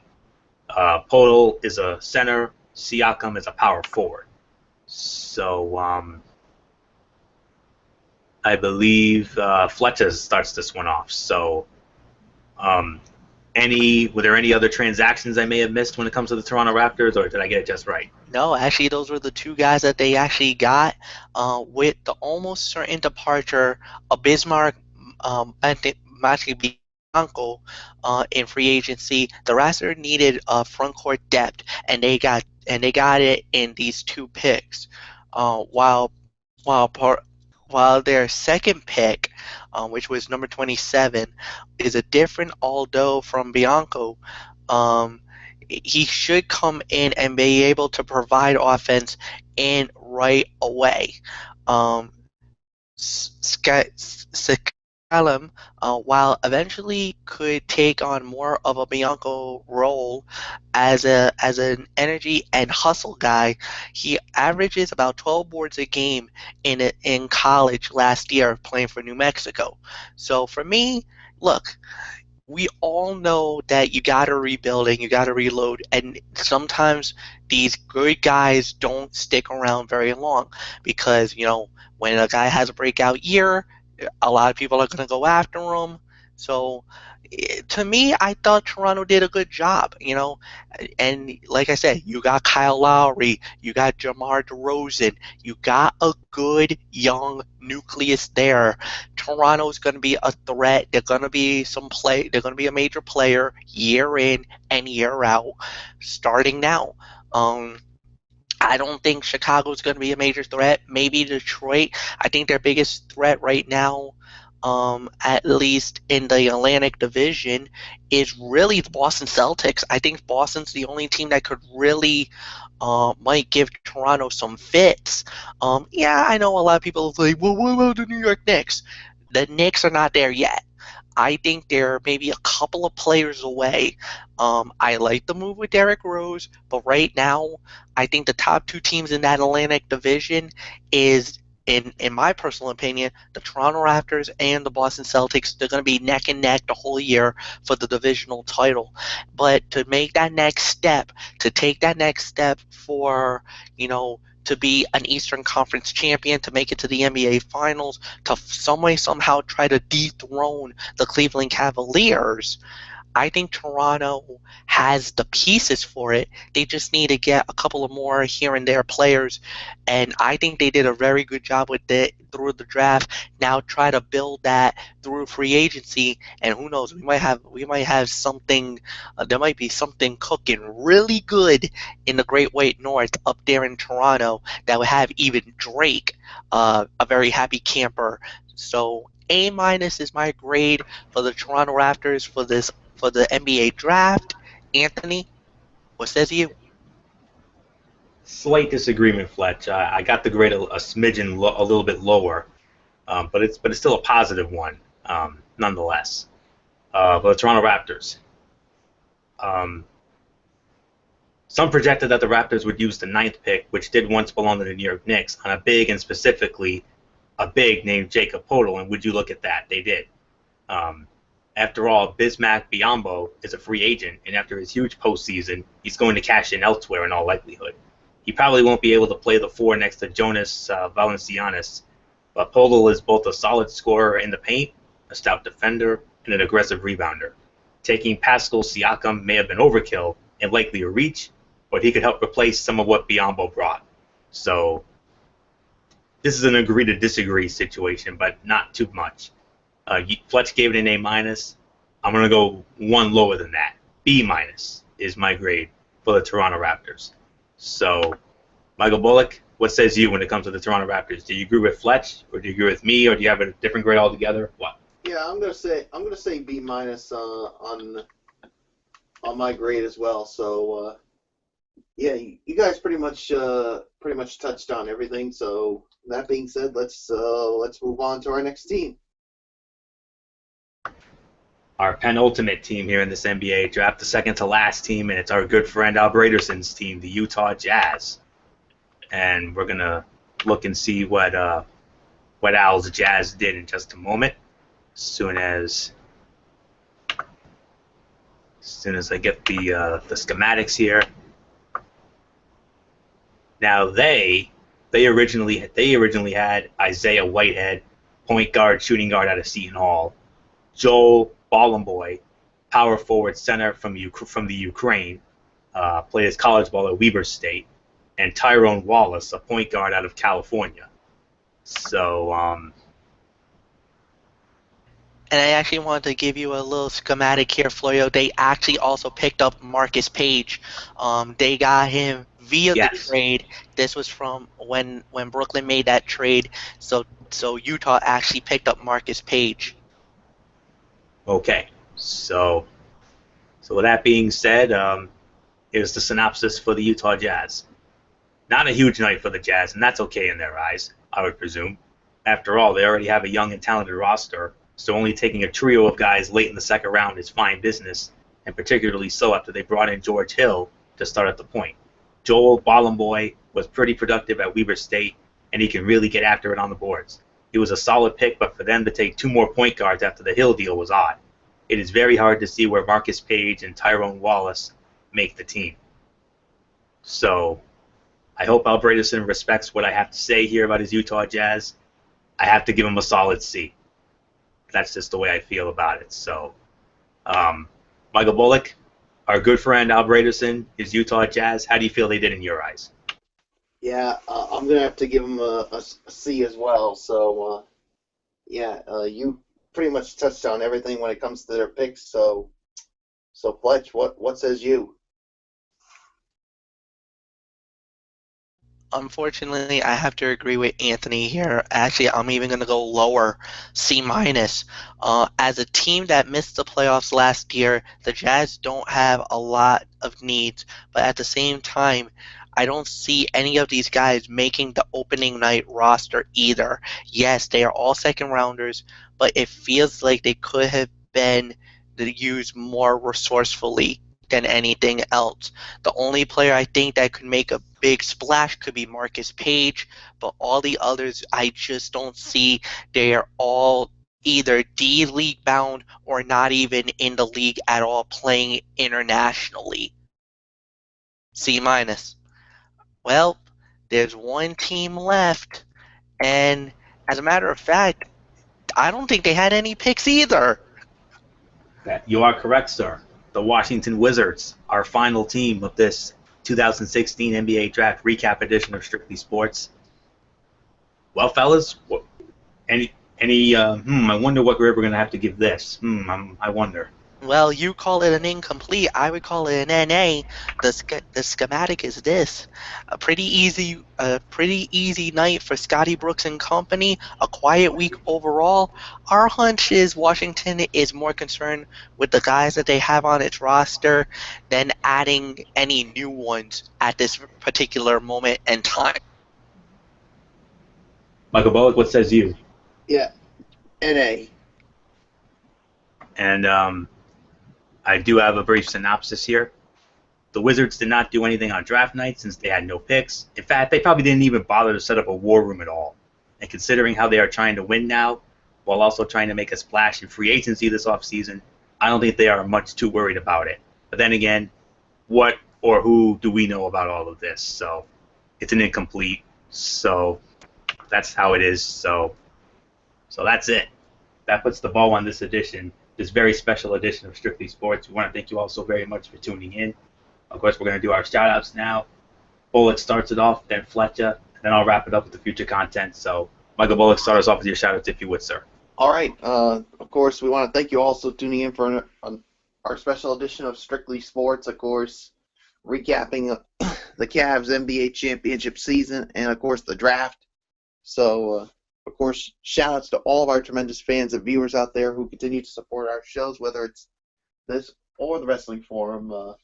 Of course, shout-outs to our super fans, Dee Dee Woodson, Kevin Woodson, Matt Ward, Jason Nixonbaugh, and, of course, to all of our friends from our high school days, Al Bredesen, Jimmy Alden, Rob Parsons, Eric Carrier, Tom Souza, the First Lady of Strictly Sports, Kaiser Butler, the First Lady of the Wrestling Forum, Megan Silva, of course, to Derek Ferreira with his continued success on the sports blog, and, of course, to all of our news personalities, starting with our local personalities, of course, from Channel 10, Channel 12, and ABC6. Of course, you guys know who you are, and of course, to our personalities from ESPN, ESPN, Fox Sports, MLB Network, NFL Network, NBA TV, NHL Network, NBC Sports.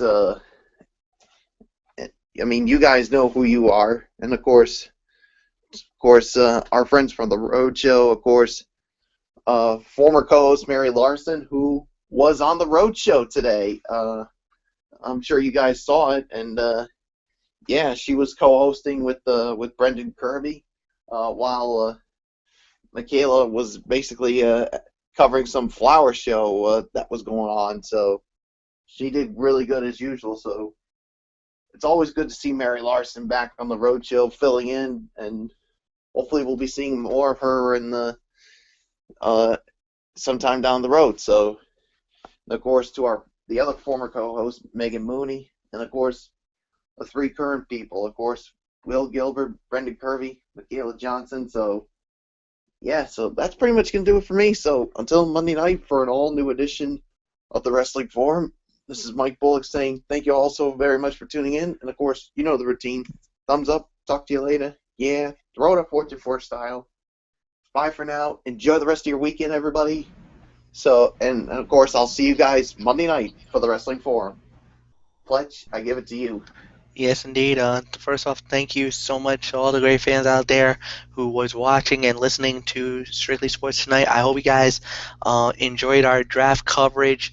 We always have fun doing this each and every weekend. You know, when it's one of these special events, we really care about it. So thanks for all the love that you guys have always given us through the past. You guys are the best fans in the world. Super fans, you guys know who you guys are. To the 21 to 84 crew, love you guys to death. To my friends in the junior high and high school days, you guys already know who you guys are. Basically, I don't really give shout-outs to the personalities because that's kind of a Michael Bullock and Anthony Florio thing. But you guys know, bottom of my heart, I show you guys a lot of appreciation because you guys are always awesome. You know, you guys are the reasons why we strive to be where you guys are on TV, on radio, so on the internet and everything else. So, you know, we would love to get you guys on the show one of these future episodes. We keep trying, and you know, hopefully one day it does happen. But whatever the case may be, you guys are always awesome. Rock on, and you know, do it your way, guys. That's all I gotta say about that. Um, Normally I would never do this, but to hell with it. I want to give a couple of birthday shout outs to my boy John Santos. He's celebrating a birthday. To my good friend Gary Armand uh, Anaran. He's also and Sarah Elizabeth, a good friend of myself and superfan Megan Silva's, very near dear good friend of ours. And you know, happy birthday to all you guys. I hope you guys have a blessed day and you know have an enjoyable party and whatever you guys do, just have a good time and enjoy it, guys. So much love to you guys. See you guys Monday night for Wrestling Forum. You know the routine. Mike Fletcher, Huzz Hand Pounds. I'm out. Good night. Floyo, take it home. Yes, will do indeed, Michael Fletcher. And let me just say, I am just beyond grateful, you know, for Michael Fletcher and Michael Bullock, you know, they're not the only, I mean, I'm not the only one who, you know, puts in the hard work to make this show what it is. These two guys, along with me. I mean, of course, since Derek Ferreira left to do the sports vlog, I mean, we've had the time of our lives doing this show, and every week from this week forward, you know, while we still have these regulation shows before we get into the football shows in the fall, we're gonna strive to make each and every broadcast from here on out the best damn one we've ever done. So I'm putting it on notice for next Friday night when we have that special Friday night edition of the Wrestling Forum. So yeah, so well done, fellas, as always. Well done. Beyond grateful for what you guys do to keep this afloat. So I wanted to make this show the best one we ever did, the best SOB we ever did. I think the mission. I think we accomplished that mission here tonight. So I'm very proud of how the show turned out tonight. No question about it. All right. Now on to my usual shout-outs, of course. All you tremendous fans out there who continue to make our shows, whether it is Strictly Sports or the Wrestling Forum, as ridiculously over as they are. We appreciate it as always. You are the best fans in the world. Enough said on that. And then from there, of course, our super fans and insiders, Dee Woodson, Kevin Woodson and the entire Woodson family, Matt Ward, Jason Hicksonbaugh, Daniel Luttrell out of the UK, our first ladies, Megan Silva, Kaiser Butler, and Lexi Calloway, our friends from our high school days, Tommy Souza, Eric Carrier, Jimmy Alden, Albert Edison, and Rob Parsons, along with the aforementioned, last but not least, Derek Ferreira, sportsblog.com. Read it, check it out. It's a must read every day. And, of course, all of our personalities, Bullet got into that, 6, 10, 12, NBA TV, MLB Network, ESPN, Fox Sports 1, NHL Network. You know who you are.